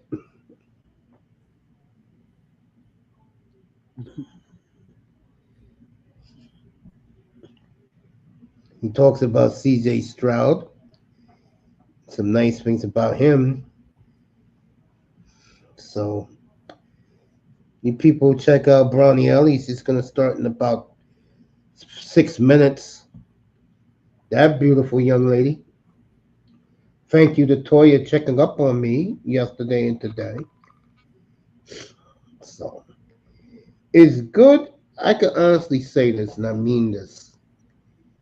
It is nice to have certain women in certain spaces. You agree with that, Raven? Yeah. When it comes to the manosphere? Yeah. Now you have a video out, and I was laughing at this right before I came on the air. You got these hoes complaining that they're boycotting being on panels with men. Well, you ladies, what did you expect from these dudes? These are some bitter brothers who ain't getting the best of what black women can give a black man. What do you expect them to be? Simps? And Randy Orton down in the Elimination Chamber. I knew that was going to happen. So Orton's in the Elimination Chamber? That's just their mentality. They're going to double down on stupidity. That's all it is to it. What are you talking about? Orton or what I just said? The sister's just going to double down on stupidity. They're going to do something else. They're going to triple down. Now they don't want to be on panels with dudes. Man, please. Well, I don't blame them in a way, Raven. But again, why do you want to be around men that you can't stand? That's one irritating thing that I've just noticed. And I noticed it's happened quite a lot. Mm-hmm. Chicks that hang around dudes. And I mean, this has been in our culture, I would say damn near at least 30 fucking years. Now back in the day, we used to call them tomboys. What we're seeing now, I'm on a whole different scale. they don't get along with other females, which I can understand. So now they hang around with dudes, which I can kind of understand, but at the same time, it's kind of weird to me because I mean, even on my new hire, I'm still like, oh, you just want to be around muscle, you know, you want to be around dudes that got muscles because I mean, we working out, we lifting heavy shit, we got muscles. You just want to be around us, and I noticed the same trend. They get around, they want to work up under men. They want to do the light shit. They want to do the easy shit. Then what's your whole purpose of coming to work? You see, when Raven, you told me this a month ago. Have you seen these gym hoes putting out videos on TikTok, bro? Oh, the gym thoughts are on a whole different. Oh my god! Bro. They on a whole different level, man. It's bad. Jesus. Bro. But I saw that coming. I actually saw that coming when I noticed the snow bunnies. When the snow bunnies started, you know, rocking those yoga pants. Mm-hmm. I knew, you know, that they were gonna take it to the next level by being dick teasers up in the gym because that's the next place they're gonna go to show off. Sad, isn't it? They desperate. They desperate. mean, they looking for us. They looking for a simp. They looking for a sponsor. That we you gonna we gonna know, them. you know what type you know what type of woman I used to run into in the 2010s? I will always run into bitches that only be around men. And I'm like, why the fuck you being around dudes all the time? And then guys warned me about that. And I said, oh, okay. I miss being in a relationship because honestly, I was protected. I mean, back in 2010, I mean, you know, I had a picture of me and my girl right there on my motherfucking desk, so it wasn't no bullshit from the sisters. They had as much as they want to. They saw a little snow bunny with a body they couldn't compete against, so it was just that. They left me the fuck alone. I was happy with that. I didn't want to be bothered by other females. I was happy with who I was with. Yo, when I first lost my weight, right, 2011, early 2011, you're talking March, April. So I met this nice dark skinned chick. She was an interior decorator. So I used to tell her, look, when I wake up in the morning, right, and I get off work, I expect you to be in my house by 11 o'clock. Bro, no joke. I'll see her pulling up out of a cab, bro. I used to be like, remember the cartoon Hulk, Doc Bruce Banner? I used to jump staircases, make sure dudes ain't talking to her, bro. And I'm like, yo, this is pretty cool. She comes when I tell her to come. She always looks good, bro. So the sad part of the story is, you know how you check you're seeing somebody, but she always seems like she's hiding something from you. No, I never dated a chick like that. Oh wow! If I'm sister, they hide something from me. I'm not fucking with them. No. So one morning she calls me. She said, hey, "Can you please come meet me here? I gotta tell you something." That's all right. So I thought, there was another dude in the picture. So I'm walking, wearing my Mike Piazza jersey. So I said, "So what's going on?" And I see her with kids. I'm like, "Bro, what?" I said, "What you doing, babysit?" And she says, "No, these are my kids, bro." You talk about explosion. There were two female cops because where she lived was near high school. So they told me, they say, look, well, as long as you don't hit her, you can curse her out.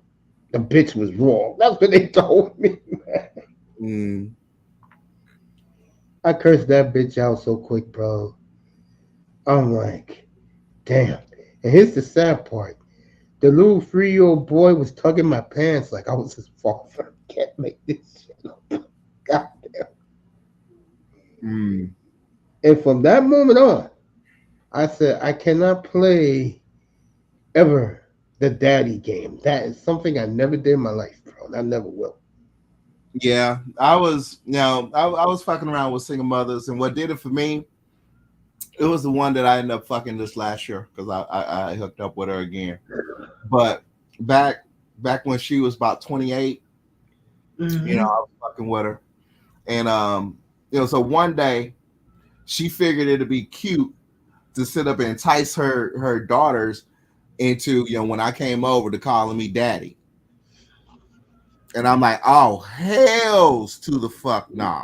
There you go. You know what I mean? You just disrespect their fathers, and you disrespecting me. And I'm like, I don't play that shit. I'm like, do y'all not think what y'all doing to y'all kids? Every dude you basically running into, you up here enticing your kids to call them daddy. I mean, that's foul. And plus, I wasn't down to be no stepdaddy. 305. What's up, fam? Thank you for pulling up early for you. I was coming. What's up, everybody? How y'all doing? I see your boy, the Legend Killer, got a big win tonight. What's up? Sitting back chilling, just about to crank on this. Crank up.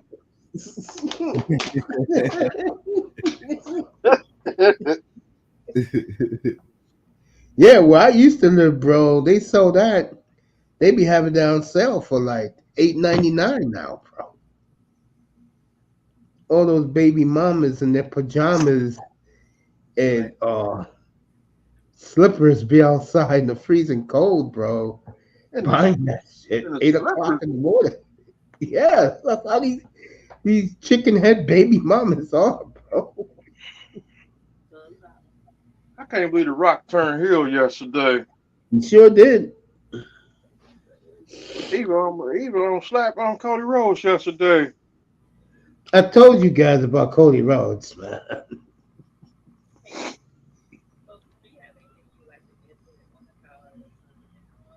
When he was a TBRC's kid, that was cool, bro.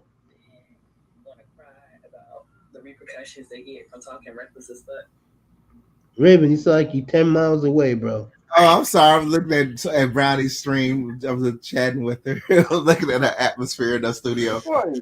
I'm getting all into people's backgrounds and shit because I'm trying to get my shit together.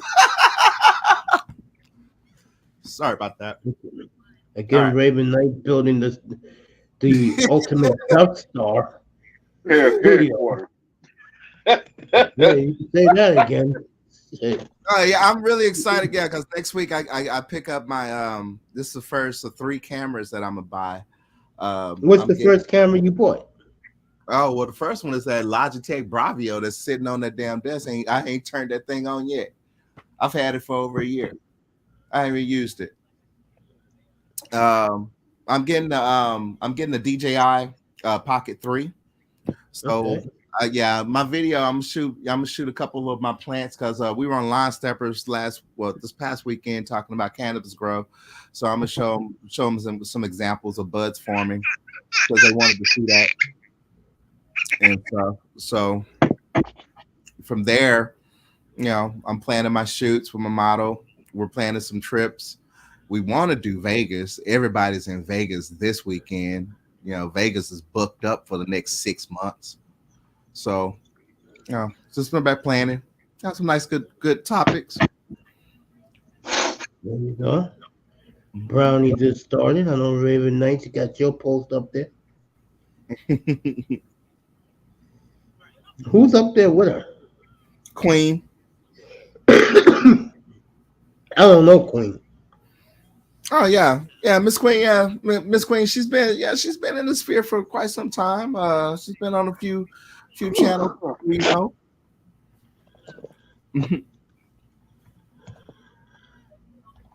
There's something about the power of the tongue. I know what she means by that. I'm not going there tonight. Sponsored by, we're gonna leave that alone. Yeah, right. Exactly what she means by that. Leave that alone. Right. We said out of sideline. But yeah, man. All these simps in the room already. Fred Ward would be in there. Yeah, third war's there. Sponsored by. Leave that alone. We're gonna stay out of sideline. Me and Oh, Kane, we out Granny, there. thank you, love. Hmm? What happened? Yeah, I said what's up to her. We all do that. But she sent up a lot of hearts for me because I did the same for her. You guys know I look at her as a niece, bro. My sister. Yeah, speaking of which, I She's wish I, my I, I, wish, I wish your sister was up here. um. Happy That's my sister. Valentine's Day to the My beautiful. sister. We ain't trying to get set up like O.J. Simpson neither. No, I'm not getting you set. I'm gonna talk about Bianca Belair, but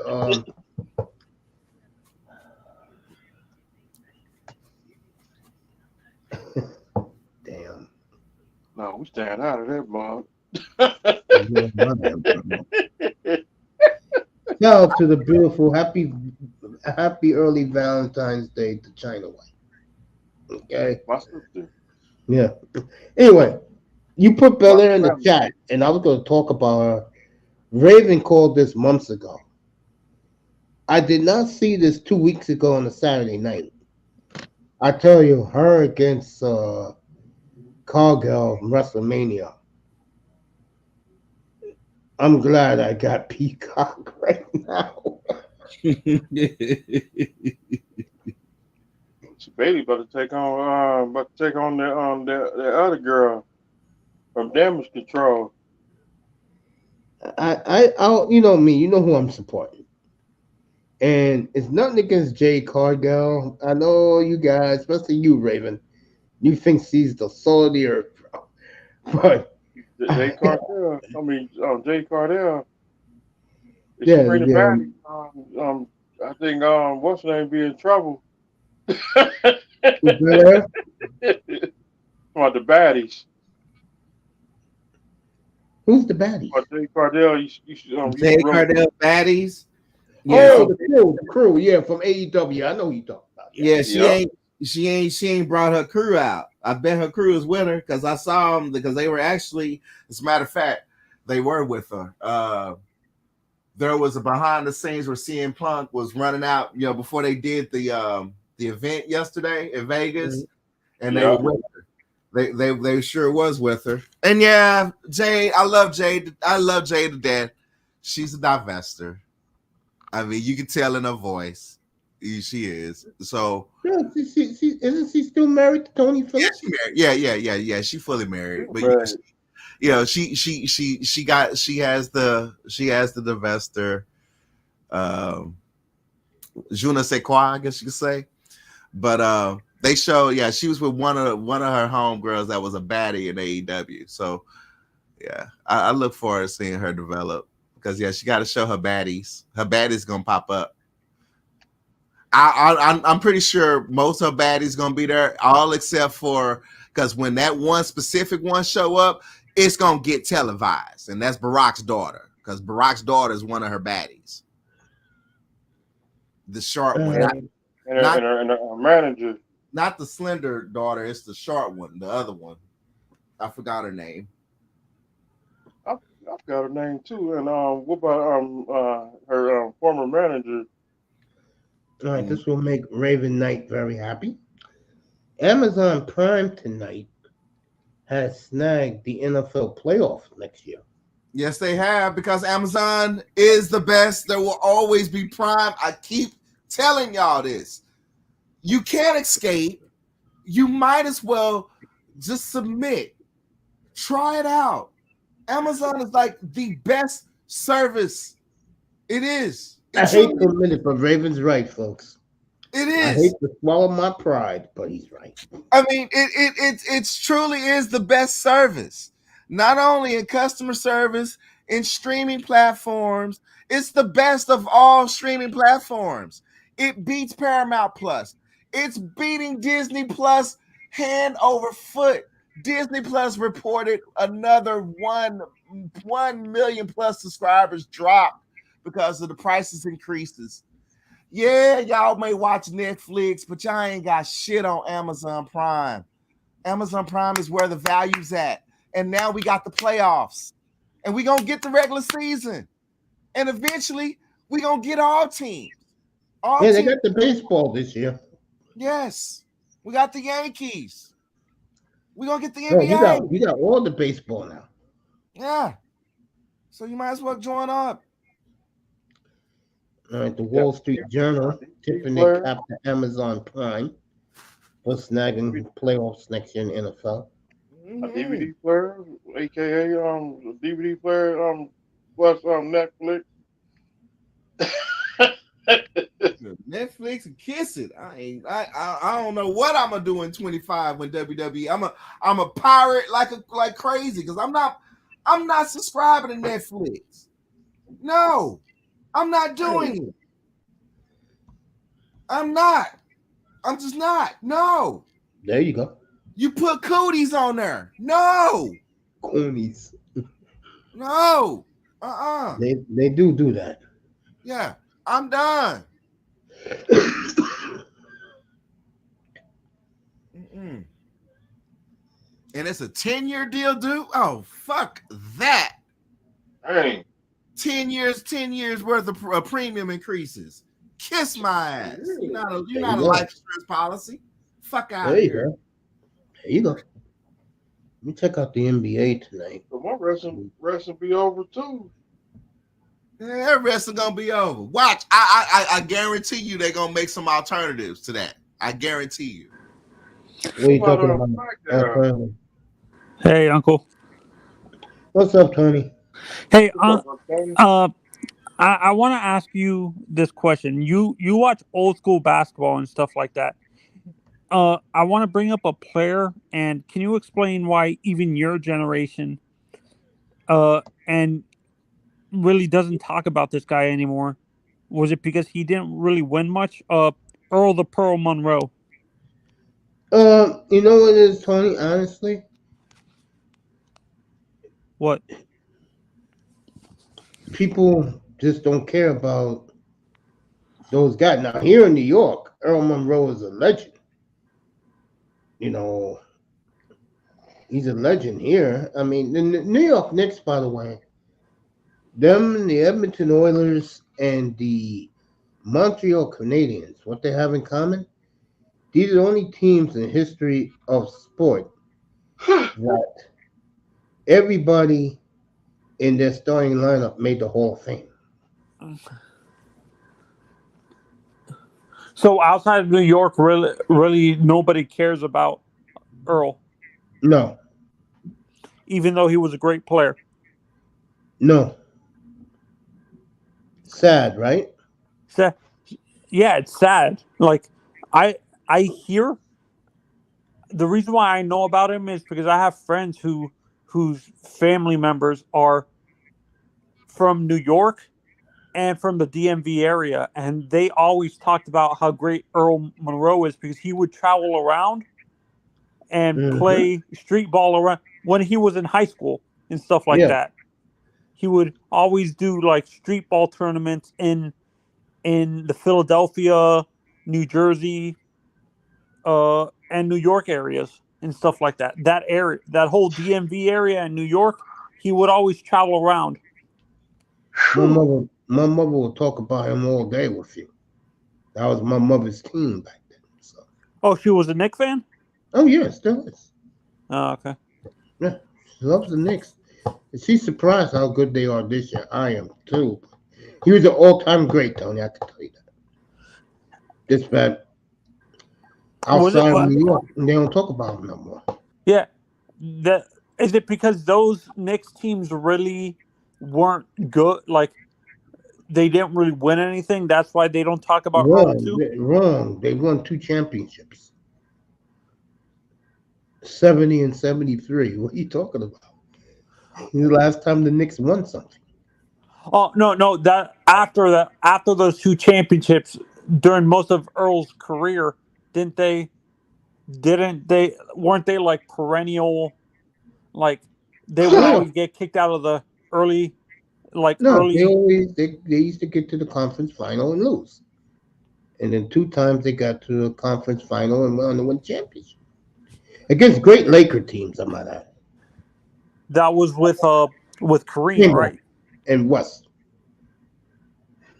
No, Kareem was in Milwaukee. When did Kareem get to LA? 1975. I was Oh, in the okay. hospital with a broken leg. But we want to get back to this wrestling talk, Tone. Again, fellas, are you guys pumped up for Belair versus Cargill? Honestly, I'm pretty. I don't think it I don't think Jade versus Bianca happens because I think they're gonna put her and Bianca in a tag team together. Go ahead, Raven. Say again. He thinks they're gonna put Bianca and Jade as a tag team. I don't see that. And Jay, actually, nah, they probably are. It looks like they're gonna form a tag team or some type of partnership, and that's where the rivalry will begin. We've seen this before, how tag teams form before in the ring, especially when they set up and like with both of the partners pick up an opponent and then they stare at each other in the ring before they realize, hey, you know what, we should probably team up. That was a signal there that they probably gonna do a tag team. Actually, and Raven, I kind of disagree with. I understand why you're not gonna give Netflix your money because they're gonna raise up the prices, but to me, I understand why WWE did it because they realized that a lot of people are basically cancel. Me and Uncle talked about this. That's why majority of sports and entertainment are moving to streaming because they're noticing that most customers are canceling their satellite and cable providers. Oh, yeah, people been canceling the cable providers for years. They've been cutting the cord and hacking ever since. Once they figured out how easy it is to do it. Now, another thing that they're looking at streaming platforms and they looked at Netflix's user base. Guess what user base is bigger than Netflix's? Amazon. Nope. Apple? PlayStation. We got 177 million. They want to put exclusive content on the PlayStation. They want to get numbers worldwide. See, and Makes that's sense. that's what I didn't understand when they were looking for these deals. I'm surprised, like Netflix doesn't really do live television and stuff like that. Does WWE not care anymore? They don't. No. I mean, basically, they want to get the brand out globally. They want to get it out to a larger user base because that, in turn, is going to increase some type of sales on their merchandise. And they're getting situated for whatever all these big projects that Saudi Arabia is building. I mean, they're building the Mirror City. I know the Prince is going to be buying that $9 billion turtle yacht. And they're also Mace. Don't they have some type of UFC boxing deal or something that's also getting situated over there? So that's the Saudis have a partnership with Al Heyman. With Al Heyman, so yeah, they all getting situated for that. So that's why they wanted to go with Netflix. Yeah, no, and Uncle, this is you, Mr. Miami, and Raven, can speak to this. How game changing was it for pro wrestling in general around the country to get closed circuit television back in the 70s and 80s? Wrestling never did that. Wrestling did pay-per-view. Yeah, wrestling did pay-per-views. And in the 80s. Now it's funny. This is the 40th anniversary of WrestleMania 3. 1. I'm talking about for daily show like weekly shows. They didn't have closed circuit television. No, wrestling was every weekend. It was local. In Texas, it was statewide. But primarily, it was never nationwide until Vince took over. It wasn't. Vince was the nationwide. I mean, I think it was WCCW and WWE that only had pay-per-views back then. Yeah, I know we had pay-per-views. We were selling our Cotton Bowl. I don't know about you guys in Miami, but here in New York, they will have wrestling, uh, superstars of wrestling on Saturday mornings, Mm-hmm. wrestling challenge at midnight here in New York, and wrestling challenge on Sundays at 12 o'clock here in New York in the afternoon on the Fox affiliate. And Wrestling Spotlight used to come on midnight every Saturday night, Sunday morning. Wrestling Spotlight. Yeah, New York had a bigger wrestling market. Yeah. For us, we only had wrestling on Saturday night, and we held our pay-per-views always on Sunday. See, Always. I can't remember which company Memphis who was Championship always Wrestling. on ESPN they always showed like reruns in the early 2000s on ESPN Classic of like I wasn't sure if it was WCCW or if it was somewhere in the Midwest that they would show the reruns of like these territory promotions and stuff like that. Uh oh, it was WCCW because was Skandar working for Yeah, WCCW? Skandar was working. Yeah, met him on many occasions. Skandar Akbar was WCCW. I mean, Yeah. out of the territory wars, it was us. I know we were the top. We were a top one. I want to say Memphis Championship Wrestling. Memphis. Yeah, it was Tennessee. I call them Tennessee Valley. Memphis Championship Wrestling with Jerry King Lawler. Yeah, with Jerry the King Lawler, and it was also Georgia a little bit. How about the Florida company that Jim Cornette ran? Florida Championship Wrestling and Georgia's Championship Wrestling. Yeah, wasn't what was the company that Jim Cornette ran? Cornette was even working down here in WCCW too. He also worked in NWA too.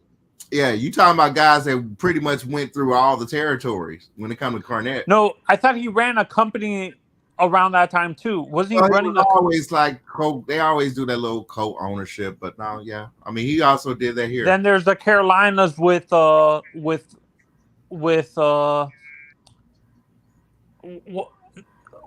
Jim Hurd and them like.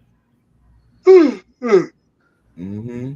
Yeah, no, and like so wrestling was more regional. It didn't become national until like the late 80s, Uncle. You think? WrestleMania 3 changed the whole game.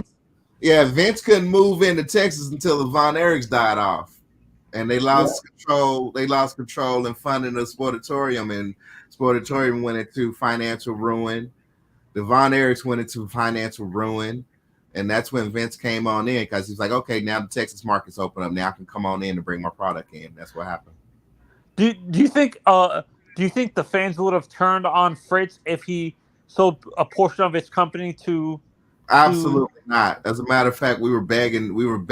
I mean, with the Von Erich brothers dying off like the way they were. I mean, dude, they died off in succession. That was a consecutive dying off. It was like one right after the other. We're not talking one, then a couple years later another died off. We talking this happened in a row, and we were like begging him. We were pretty much begging Kerry to get up to go ahead and get up to East Coast. So maybe that was gonna save his life because they were waking up dead. I mean, they were finding them dead. I mean, Mike died in the 90s, right? Yeah. Yeah, they were finding them dead. They were just finding them dead. I mean, they found Mike dead in the sleeping bag. David died overnight. And I was reading rumors. Apparently, they said the one that would have taken over the company if it was still around, like if it didn't go into financial ruin like it did, it would have been David if he was still alive, because David was the smarter one, like. Business. He was the more business savvy of all the brothers. David was the oldest and the closest confidant to Fritz. Met David, met Fritz, went to their house. Yes, David would have been the businessman of the Von Erichs. He would have been. And you think he would have sold the company to Vince to save it? Would have sold. Yeah, they still would. I mean, I mean, the money that they were making out in Cotton Bowl, you have to remember portions of that was going to whoever performed. Like Ric Flair, he got a big chunk. All of them were getting little big chunks out of that. So I mean, they weren't on funding like Vince. I mean, Vince Daddy, they had money, New York money. So I mean, they literally came in. It was a fire sale. So is Abdullah a New York, like a Northeast person or a Southern person, like in terms of wrestling? Abdullah, is Abdullah more known in the North? Like, is he more well known in the Northeast, like New York, around your area, Uncle, or was he more of a guy from the South? We definitely South. Yeah, Abdullah. Yeah. He shot people in the head with forks. I mean, shoot, we had Abdullah the Butcher, we had Kamala, we had the Ugandan Giant. Yeah, Kamala the Ugandan Giant. Big John Studd, which was actually Billy Jack Funk. Later on in his life, Kamala actually was a real cool dude, cool brother, by the way. So, hey, Raver, you know the first Von Erich to die was it was David. It was David. He died in the ring. No, he didn't. He died in a car accident. I thought, no, he died of they just found him dead. I think he died of overdose. Well, one of them brothers died in the ring. Yeah, 1984. I think that wasn't that Kerry? Mr. Miami knows. He Googled it. He knows. No, Kerry didn't die in no ring. I mean, somebody died in the ring, and Mr. Miami knows. Every Von Erich that died, they found him deceased overnight, but none of them died in no ring. Mike, Lance, David, Kerry, no, they didn't die in the ring. Yeah, no. Lance Von, the guy who pretended to be a Von Erich, he actually said it was just a gimmick. He wasn't really related to them. Lance, yeah. No, I knew Lance wasn't in there. I'm googling this motherfucker. So Uncle, who's your favorite wrestler, like from up north, that you liked watching a lot? Besides Andre the Giant, probably I really enjoyed Don Morocco, and I love Randy Savage. Matter of fact, I'll tell you a true story that got me back into it. It was Saturday morning. I'm bored to death, so I'm flipping the TV around, and I see Randy Savage basically losing his mind against Ricky the Dragon Steamboat. Savage jumps from the top rope with the bell. Yeah, Steamboat in the throat. I said, you know what? I gotta start watching this again. Yeah. What was cool about it was my whole family got back into it. So I asked other old school wrestling fans this question. They've given me different answers. It's split 50-50, but I'm not sure if you and Raven are going to be on the same side or not. For you guys, who is the greatest heel, like bad guy in pro wrestling history? Is it Roddy Piper or Iron Sheik? Neither one. Neither. I mean, neither one. The greatest heel is a heel that never turned. Number one. Abdullah was always I thought Iron Sheik was always a bad guy. He was never a babyface. The greatest heel was the Great Kabuki. I don't know that guy. You don't remember the Great Kabuki? Not really. Are you serious? You don't remember the Great Kabuki? No. With Gary Hart. Oh, that guy? Yeah, now I know who you're talking about. Yeah. The greatest heel to me? Wow, that's a great question. King Kong Bundy. Yeah, you could put him there. I can put Mr. King Miami's Kong boy, in there. Mr. Miami's boy, King Harley Race. Who Yeah. King Kong Bundy? I have one. I would put him. The guy who sadly got killed in Puerto Rico. Dick the Bruiser. Bruiser Brody. Bruiser Yeah. Brody. Got murdered. Yeah. And I mean, King Kong Bundy also wrestled here back in the 80s before he went up east. Would you consider was Monsoon a babyface announcer most of his career, or a heel announcer? He was always a baby face. Gorilla. Bobby Heenan was the heel. You've never seen a wrestling show with Gorilla being a bad guy announcer? No, he Never. was always a good guy. Yeah, he was always a good guy. Even with That's why Jim him and Ross. Bobby Heenan. That's why him and Bobby Heenan worked well together, because Bobby Heenan, God bless his soul, he was for the heels. So was Jesse the Body Ventura. I thought Jesse Yeah. played a babyface too. Oh no! No! Jesse was a heel. Jesse was a heel Randy that turned. Savage, bro. Yeah, God Jesse was. damn, Am I thinking of Jesse later on? Because I remember when Jerry came in, he played off Jerry, and Jerry was he played babyface off Jerry Lawler. No, he was long gone, man. He went to politics. Mhm. To He Vince was McMahon, gone before. he was heel. Yeah, Mhm. Ventura left like 1990 to go. Nice. politics. No. What I meant when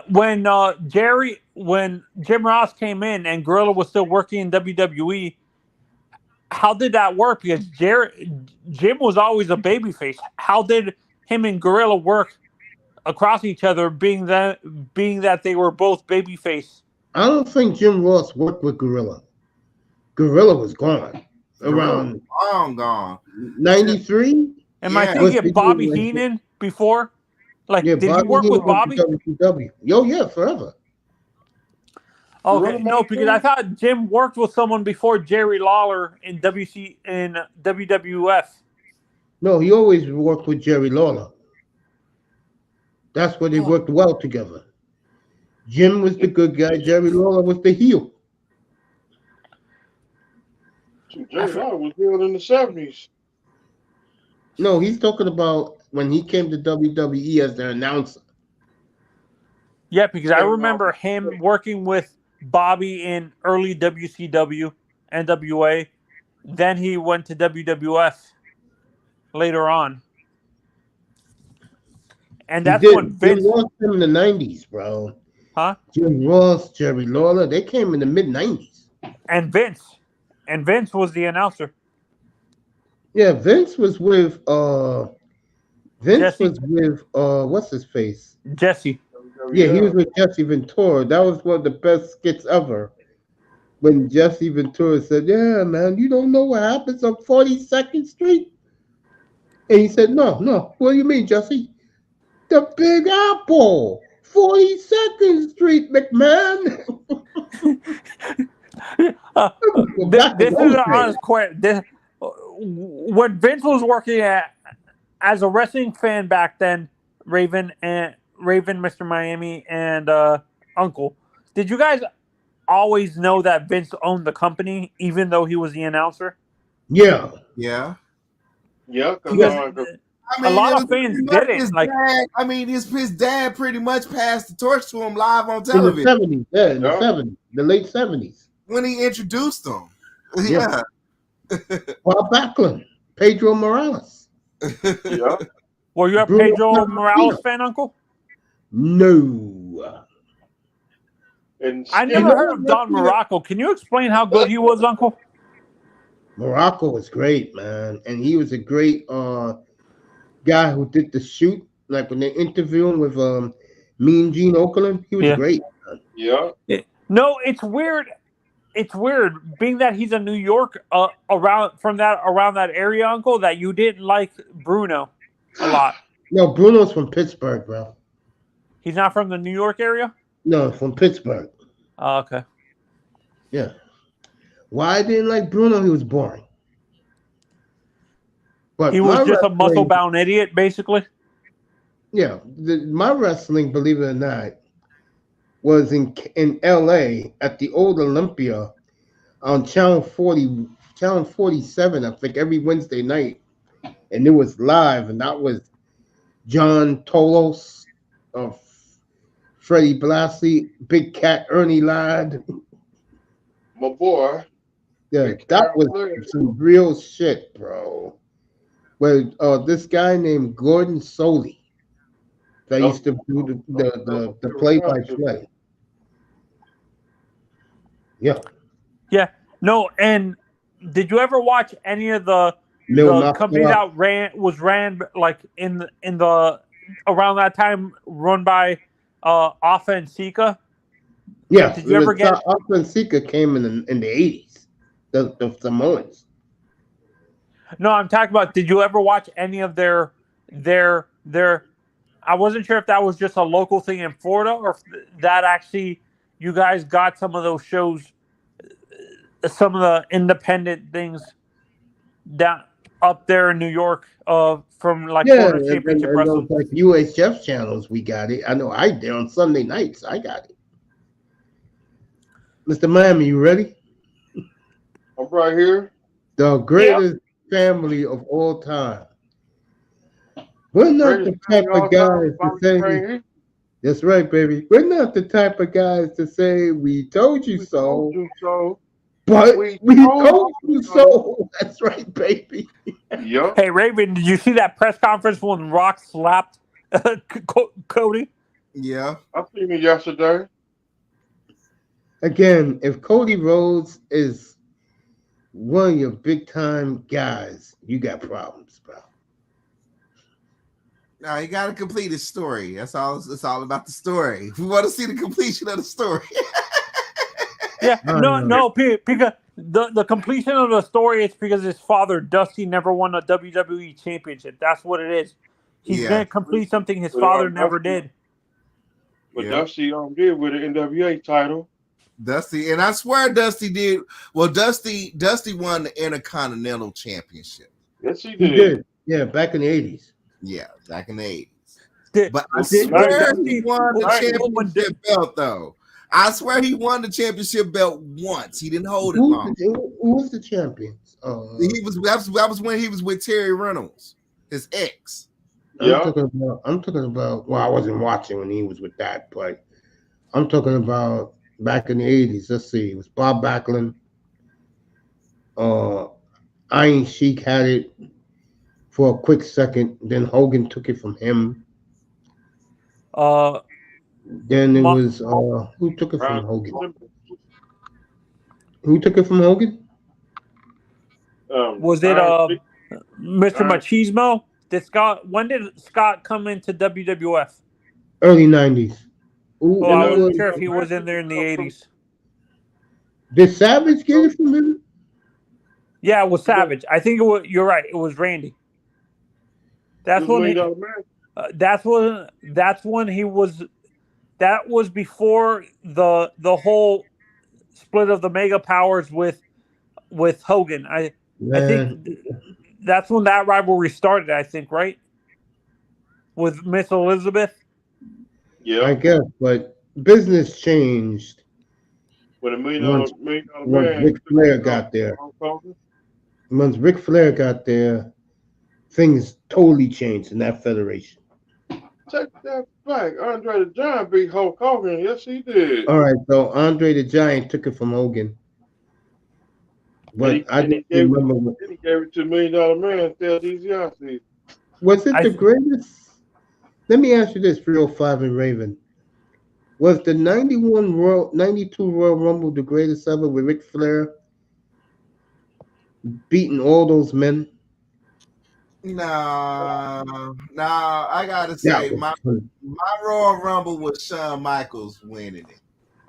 That was mine because I was crazy over Shawn Michaels winning, and then I wanted the Undertaker to win the Royal Rumble. I say 92. 92 was good. Ric Flair, right? In Albany? Yeah. Hell yes. And remember the celebration afterwards? Yeah. we just, me and you just did it, bro. So Melina's in the building. You want to come up? You can pull up. The link is right there. What up, Melina? what's up, Yeah, Sister Malena? pull up. Yeah, pull up, Melina. We're talking wrestling, and I gave your show with Moss a shout out earlier in the beginning of Beer money. the I did it earlier. You missed it when Raven was in the chat, and I said, for all you AFC quarterbacks, sorry about your damn luck. Hopefully, Sorry. Melina pulls up. For Josh Allen. If Josh Allen is not retired, is it not? And that's gonna be the bottom line. Because we coming. We The coming for guy. Josh Allen. And that's the bottom line. Because Stone Cold said so. Yeah, we ain't coming with Mr. Tua, that's for sure. So stop the cap and I said, sit back I and said, relax. you He's forgot talking about about the. Jacksonville, man. He's not I'm paying talking about attention. the real Josh Allen. You Yeah, need to in stop the cap. Jacksonville. Oh, Jacksonville, man, I Yeah, tell you what. Jacksonville. he told Josh Allen his face 2 years ago. How many times he sacked him? 4 times? And Yeah. he told Josh Allen, I'm the real Josh Allen. You're just an imposter. And I'm gonna crack on that. I'm gonna crack on that poster too. It's gonna be. Yeah, Melina, pull up if you want to. Because we're just I, kicking it tonight. the part about the press conference yesterday that I love the most was the fact of The Rock and Ray walking in the background, and they walk up on Triple H. He said, "You talk about talk about my family again. I'm slap the shit out of them." Yeah, they can't. Hey, they can't. Yo, Bruno. Triple H is so jealous of The Rock's success. It ain't funny, bro. Because you know how it is. You know, these guys are big men. You know niggas who like Triple H, they tell him in his face. The only reason why you got this power, nigga, is because you married the boss's daughter. Which sadly is true. Man, Triple H is right now in the best position than anyone in the whole history of the WWE. He's married to Stephanie. He is literally in command and keeping $1 billion company on the road. I hope he's enjoying this. And he got beautiful kids too. Man, Triple H got it made. I remember one speech he gave when he first started. He went up there to Stamford, Connecticut, homeless. He slept in his car. They set up and said, "Hey, where are you gonna sleep tonight?" "I'm gonna sleep in my car." They're like, "No, you're gonna come with us." Shit, Triple H is a win, bro. That's rags to riches right there, bro. And he never really goes into his private life, you know, too much before he met the McMahons. I mean, that's some serious shit that he went through. He deserves to be where he at right now. I honestly didn't think he had the smarts for it. He proved me wrong. He really proved me wrong. I thought Triple H would be a wrestler that would probably be in the league for about 10 years, get hurt, go on to other things. Nah, he stayed. He stayed loyal to WWE for real. Sounds like they need a big desk in those big Las Vegas hotels that they're up at right now. No, I'm right here, fellas. I'm watching the CBS pregame show for the Super Bowl. They have a late night show. Super Bowl as a member of the Kansas City Chiefs, offensive tackle Orlando Brown Jr. So the stars are out in Vegas, bro. I can tell you that. Boy, everybody went dead all of a sudden. No, we right here. Well, I took my medicine earlier, so I'm here for a while. I ain't going nowhere. Off tomorrow and then ready for I'm Sunday here night too. after the game. I'll tell you right now, Chiefs win this game. Raven, you could have the whole night letting the world know that it's Team Brittany that got a third one. Oh yeah. Speaking of Brittany Mahomes, she is going to be in the brand new. If you didn't hear what happened, usually the swimsuit issue of Sports Illustrated comes out around now, and I mean, let me put it this way. YouTube, please don't cut my channel, but I gotta tell the truth if people don't know this. They use nothing but transgenders, LBGQ, in this year's issue, and just about everybody got fired. I'm not kidding. So now Sports Illustrated is going to do a reboot, and they're calling it the Junior Ladies. And shout out to Brittany Mahomes, who I don't care how she looks because she does nothing for me anyway. But she let Sports Illustrated know that she's no junior, and she's the wife of a Super Bowl champion. And Sports Illustrated is on life support right now. I don't know, and I'm not a person that bash people of what they like, their lifestyles. You know, for 60 years, that grown men look forward to the swimsuit issue. And for you to pull that stunt, you all deserve to lose your jobs. Okay? All of you deserve to get fired, and you did. And it's nothing, and again, I have nothing against LGBTQ at all, but we are talking about heterosexual men here who wait all year to get that magazine with the swimsuit issue. So you better get this new issue up and running in June, and you better do it right. And I have nothing against LGBTQ, so that community, the alphabet people I call them, is just about Sports Illustrated. Is nothing against you. I just want to make that clear. You guys didn't hear that story? Happened 2 weeks ago. They fired everybody. Matter of fact, they wanted to just shut down. I get Sports Illustrated still. It's a dying publication, but they wanted to just pull the plug on Sports Illustrated because of that fiasco. And I guess one of the higher ups said, we'll do it right this time. And they got Brittany Mahomes as one of the models in the swimsuit. Now issue comes out in June. So they're on life support after that stunt. So back to the wrestling. What I was gonna say? Yeah, so you guys expecting a great WrestleMania? Oh yeah, it's always gonna be great. WrestleMania gonna be good this year. Okay.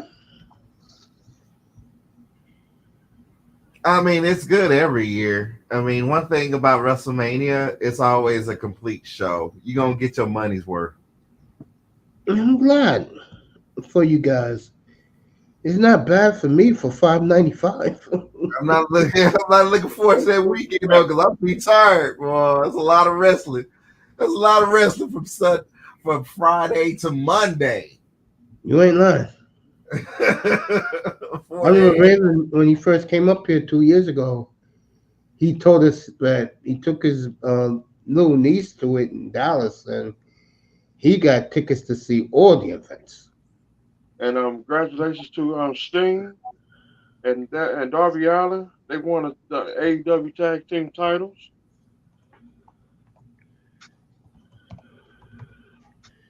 You know me, I'm not into that, bro. Professional wrestling. Man, that's you.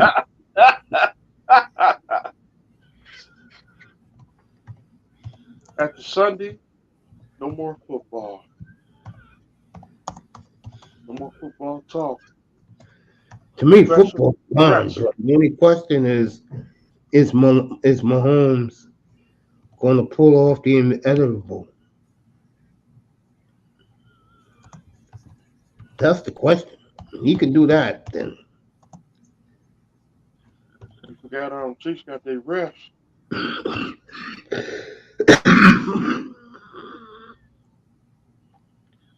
not in that stadium. They don't. See what they are. You see what they are. They put the Chiefs put their logo on the Raiders stadium. Yeah. They locker room. Yep. Raiders players they weren't too happy. Of course not.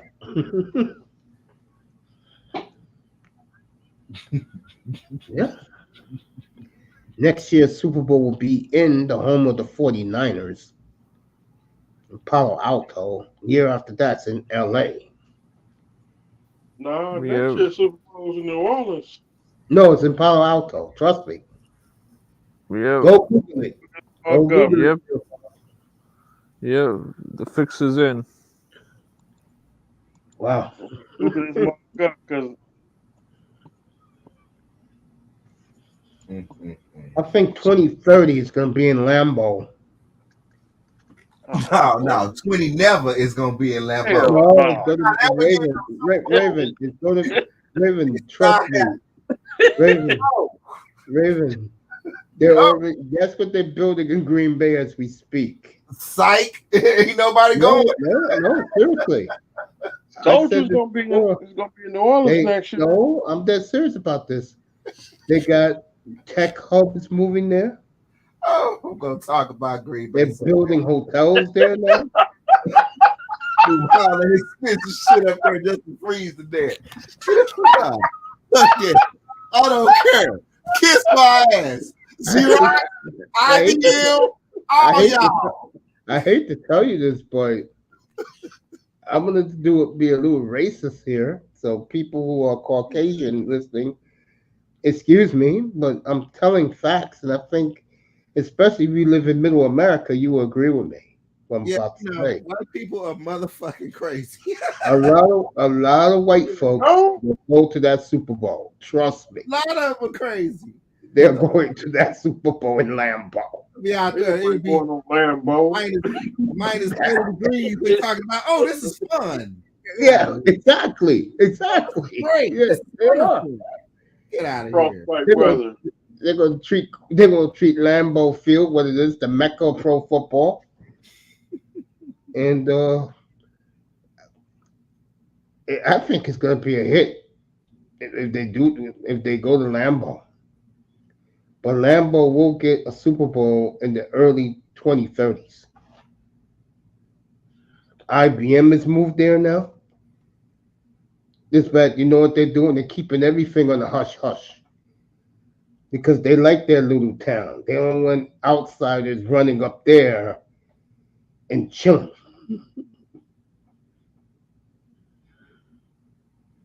And you can't blame them. Next year's Super Bowl is in New Orleans.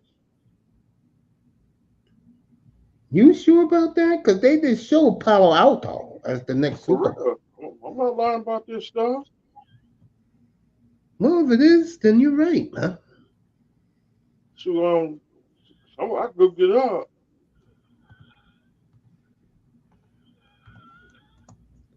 Bing and Google. Super Bowl 60 will be on Fox. Can't wait for that. Not no Lambeau. No.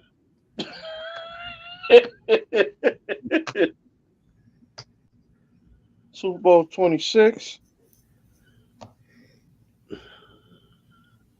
It's in Frisco. How the hell do you have Super Bowl 60 at Levi's Stadium? Super Bowl 27.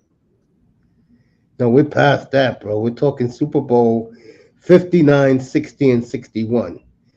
Yeah, you're right. It's in New Orleans. My bad. Sorry about that, folks. Super Bowl 61 and 27 will be on Valentine's Day. And Super Bowl 61 being Yes, Los Angeles. right. Yeah, I'm looking at it right now. So next year is in New Orleans. Raven, the Cowboys are there. You going? No. Mm-mm. It's like driving through Jacksonville, then you got to drive back to Miami. That's another another 6 hours. Hell no. As soon as I get to Jacksonville, I'm gonna get tired.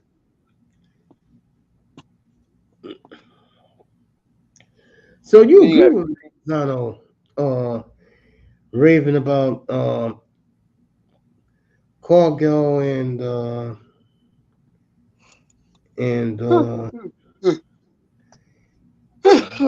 Earl could be a tag team. Bless you, 305. No, I'm just young. I'm just tired. Yeah, I'll end this in a few minutes. Let you guys do what you got to do. So I'm up. I'm up. I'm gonna be up all night. I ain't going to sleep. I ain't going to sleep until next week. Okay, then you guys can just hang in there with me. Kidding me? It's Friday night. I ain't going to. We go to sleep on a Friday night early. Shit. You know, We're 20 minutes away from after dark up here, so that's right. we might as well finish up this show here. Daylight. See, we finna drink. Yeah. It's Super Bowl week. Watch some satanic movies and shit. Yeah. Get ready. The last thing I'm gonna watch is satanic movies. These are the things you can bet I'm not watching. Satanic movies. Yeah. Porn. Oh hell no! Yeah.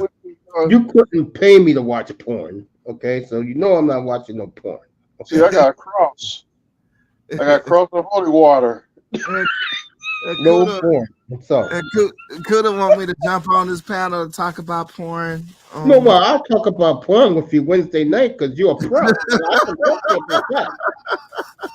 Shit, you've been through the grind of extra activities with, I guess, gorgeous women. They good girls. Yeah, they were Yeah, nice women. we'll talk about that Wednesday night. Me, Raven Night, exclusive Wednesday night. Diamond Jackson. And we'll Jackson. I said Diamond Jackson. She fine. Oh, you like I don't know these porn women. I don't care like about these porn women. Are you serious? Are you like Diamond Jackson? Come on now. Are you serious? She gorgeous. What's that? I know who these people are. It's like good to mention anybody. I know. I'm like, golly, don't make porn art to me. All right. Yeah, I keep. I don't know none of these porn women. reasons. I mean, these porn women. Well, Raven, we'll talk about it Wednesday night. Off the air only. Unexclusive. No, we're gonna be on the air talking about this shit. See, we trying to get shut down. Hey, listeners, yeah, they done seen me. Y'all wonder, Mason 305, they done seen me. They done seen one of my flicks. They done seen it. Too bad y'all can't watch it on YouTube, but oh well. Maybe one day I'll figure out one platform I'll show some of my unreleased work. Mm-hmm.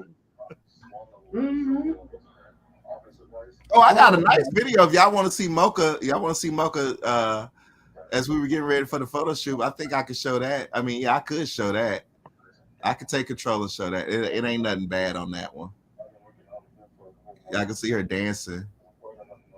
As I'm setting up, I'm setting up the cameras. We had fun. It was fun. That was actually shot over one of my birthday weekends. I forgot how old I was, but yeah.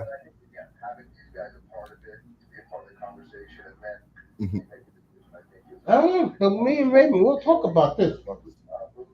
I'm gonna have to do a 3-part with Raven, because Raven can go on and on for years. Nah. Raven's one of those guys, man. He's so fascinating, man. I'm gonna do it the brothers way. You can line up one of those giant Cuban cigars and put weed in it, and just smoke, just puff away. I don't smoke blunts. I'll smoke a blunt if I have to, but I don't smoke blunts. I like. I'm saying, you're that type of dude, bro. Where I'm not, guys are lighting up blunts. these kids done got me up to. They done modernized me. I'm into a gravity infuser. You should try that. That's a potent. That's a potent. Raisin's one of those guys. Listen to him. I will light up a cigar though. I gotta say, Anger Man got me back into cigars. Just watching some of his shows and how he just lights up. I'm like, you know what? I'm gonna go ahead and give me a cigar. Hey Raven, that's what I smoke, Cuban cigar. I had a real one when I was down in Cancun. So I got a real one. Yeah, y'all good peoples because y'all so close to Cuba. Y'all can get them. Y'all can get them often. We on the other hand, we got to fly down there. Yeah. See, go to Cardiacho, go to 8th Street in Miami. Go get some good cigars. Mm. Yeah, when Miami used to first come up here, like 3 years ago. Yeah. Miami always tell me when he's going to a little Havana, get him a box of Stokes. A box of cigars. Yeah, Miami smoked the good shit. Yeah, give me a cigar. I get my cigar. Yeah, give me a nice cognac where I could dip the cigar in. Yeah. Yeah, I like yeah. Yeah, I'm serious. Raven is that fascinating that you have to light up a stogie or light up a blunt or light up a pipe and just listen to him talk and take notes. He's one of those guys, bro. I think Raven will enjoy me interviewing him because I'm not one of these guys gonna act stupid. I'm just gonna come straight to the point, bro. I get my cigars. I think Raven will like that. Give quick answers. No, we good, bro. But I think you would like that, bro. Real talk. I think you would. I interviewed well. Bobby Roode. About what? What happened to Bobby Roode? Oh, you know what? He ain't been around. He got hurt. I ain't seen him in. You ain't seen him in about a good 6.5 months. No, 2 years. Oh no, he been doing live shows. See what I think it is? I think he thought he was gonna get a push like AJ Styles, and it just didn't work out. Yeah, they roughed him up. Yeah, they sure did. They roughed him up. I was really expecting him to blow up like they did AJ Styles, and I just noticed the difference in the two. Yeah, he hurt. I think that's just the way he wanted to get out of his contract and probably go to AEW, where he had more creative control. I do like Bobby Roode with a I can see him popping back up in WWE. Or he might name or TNA born. I said they got them a fresh new start. They're gonna start all over. They just need to find them a new Velvet Sky and a new Miss Tessmacher. That's all. And then I'll watch them. It's just that. It's give me a Tessmacher or give me a Velvet Sky. You gonna get ratings off my box. All right. Otherwise, else or the beautiful people. Yeah. Like I said, I met those ladies. Two of the nicest women and fine ass women you'll ever come across. Mm-hmm. So I met King Polly Race. Yeah, that's your boy. Got his autograph. It's on my wall. Matter of fact, I'm gonna go and break this. I'm gonna go to my autograph wall. Receipts. Well, you know I showed you my receipts, bro. Yeah. And mine was taken with a Polaroid camera. Mine wasn't taken by digital shit where you could dox it. I'll show it to Raven one day. I still got the. I think I still got the picture. Hulk Hogan took on Triple H at Backlash. I still got the picture. Oh yeah. Yep. Matter of fact, I'm gonna find these pictures right quick. Bless you, whoever sneezed. If I can find my pictures, because so my pictures in in my trunk.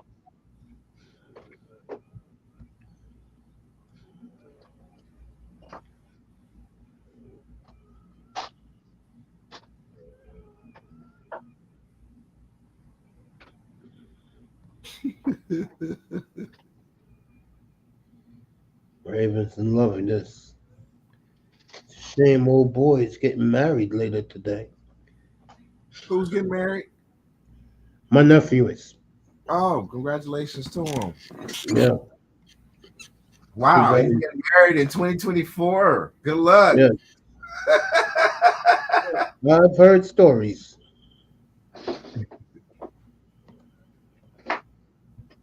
Hey, Rev, you have the throne.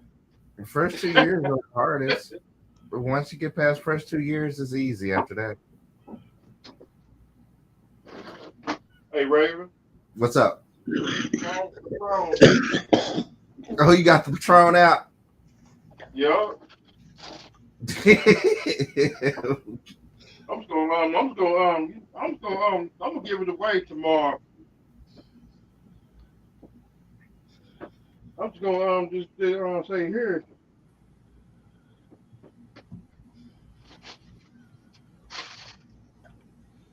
Look at some of these NBA scores tonight. I found my pictures, my receipts. That's when I had a box camera. Damn, you got a box camera?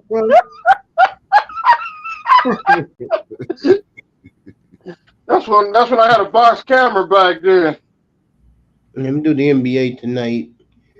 Sacramento up 10 on Denver at halftime.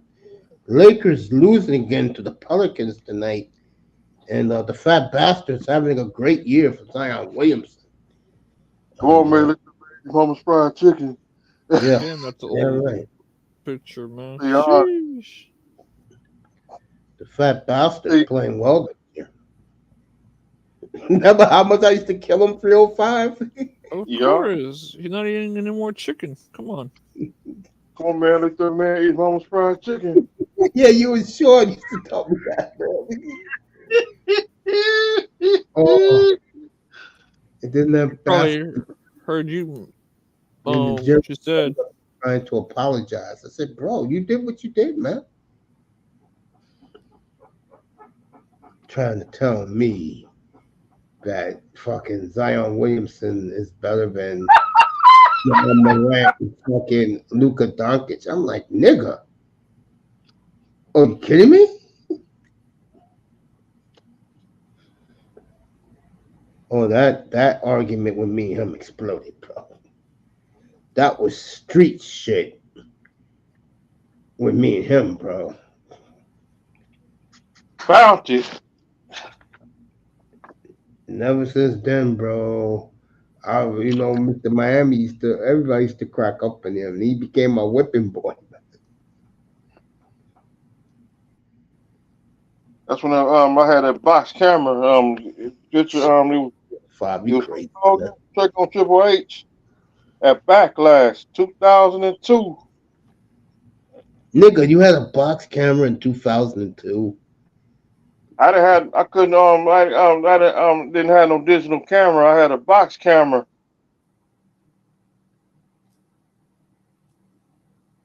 And here's one of the receipts. You The couldn't picture get was a dark. Polaroid, bro? Huh? You couldn't get a Polaroid from CVS or Walgreens? You know, Mom ain't gonna let nobody use her camera. Man, I used to just go buy the Polaroid pack it in my bag, and wherever me and my nephew went, take him to see that wrestling, we went, bro. That TNA shit, you know, my nephew was here the other day. He was talking, me and him was talking about those days. That's That, my yacht. that TNA shit was crazy, man. A guy like Raven, if he was like doing the tour back in those days, he would love TNA, bro.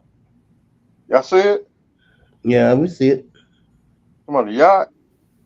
I Yeah, he goes, told yeah. you. Blammy's got the money. I told you that. If I had the money, I will not be on YouTube. I'll be traveling to Mississippi. Fucking Or you Laurel. showing yachts and shit. And Laurel, shout out to Laurel and his rich buddies. You know, Laurel when he goes to South Florida No, I ain't got no yacht. I don't want no yacht. in a yacht with women dancing for him. I'm like, bro, really, man? It's like that for you, Law? Remember you invited us to the yacht? Yep. I ain't trying to get these. I ain't trying to get these WR. Then you get. Then you gotta like pay for you gotta when you get a DWI you gotta get a lawyer. I'm very happy for Laurel. I'm dead serious. I always gave him encouragement when you Dolphin guys used to destroy him up here, bro. We ain't Fucking trying to Laurel. get DWI. Plus we ain't trying to do community service. Yeah, I was happy for him, bro. With CJ Stroud, man. He deserves that, bro. All the shit he had to put up with.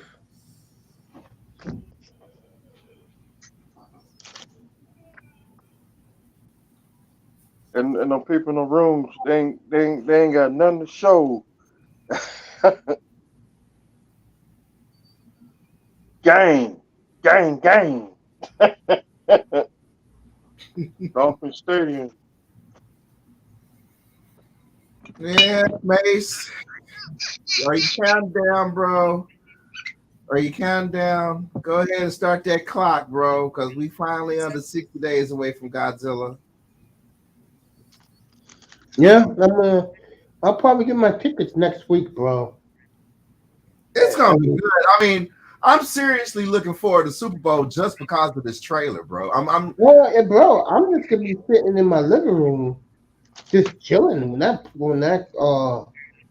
commercial comes on. It'll probably be the most excited I've been. I mean, you know, despite the game, a lot of people across YouTube are going to be watching this just for the trailers, just specifically for the trailers, because there's still some secrets that we don't know that's going to be popping out during Super Bowl. So yeah, man.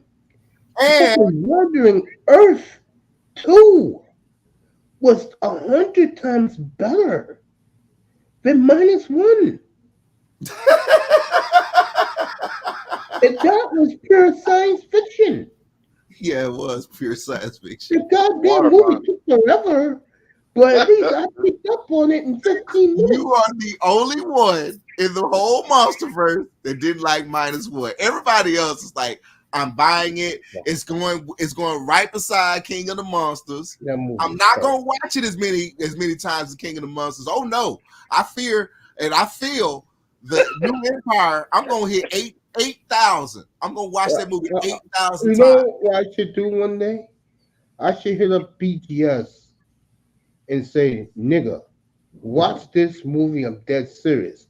It will remind you of something close to home, nigga. Fucking -1 with Manosphere, Black Manosphere theories, man. What the fuck wrong with y'all, bro? They better make it up to the fans with their next movie. They said they're gonna go destroy all monsters next movie. Probably, yeah. The Water Monster versus Godzilla. They'll all be in it, bro. If they go and destroy all monsters, they'll all be in it. Just let them kill each other. That's why we watch the movies, right, Raven? Yeah. to watch these guys kill each other. There's nothing wrong with that. Hey, Coach, remember a show used to come on in the 70s, Wild Kingdom. Yep, right after football, Yeah. right after the Raiders, Before 7 o'clock. before the football game used to come on. No, for us it was after 7 o'clock Eastern. Usually the Raiders were playing at 4 o'clock because the Dolphins Oh, used to but, play at 1 o'clock. Wild Kingdom used to come on like early in the morning. Now for us it was 7 o'clock on NBC after the football game. It was that at 7 o'clock and the Wonderful World of Walt Disney at 7:30. Then And what Bonanza at 8. and Wild Sports was it was it was used to come on ABC every Saturday. Yep. I like Wild World of Sports, believe it or not. This is before you fellas' time out there. You don't know about this stuff. With Howard Cosell. And Jim McKay in the studio. Yeah. You know, isn't it funny now? This for everybody up here and people listening.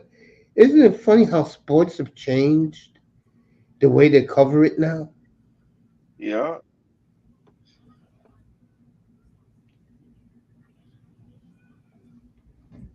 Strange, bro. Yeah. But yeah, thinking about those days where, as we're about to do after dark in a couple of seconds, I want to thank everybody. Melina was in the building tonight. See who else?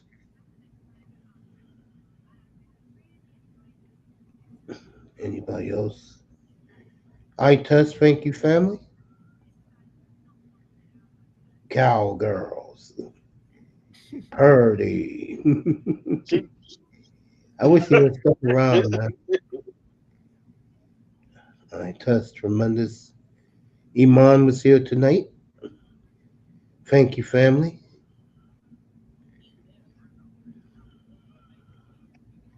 Manzano was here. Thank you, Tony. The beautiful brownie. She's on live right now. Love that girl.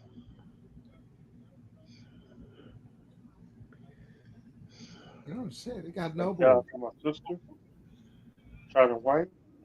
That's right. Happy Valentine's Day, gorgeous.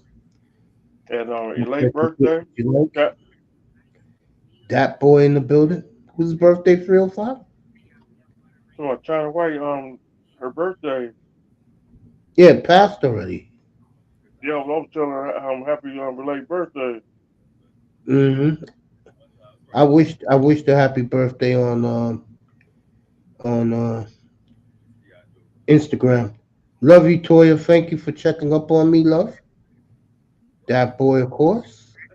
And Mace will she at the family reunion this year. And of course, Raven, Canes, and 305. I'll see you Sunday night with either a repeat champion and he'll become the new GOAT of the NFL, the new dynasty if they win will be the Chiefs, or we'll celebrate Brock Purdy eye test will run up here. So we'll see you Sunday night, everybody. Have a good night. Enjoy your weekend. Enjoy the Super Bowl.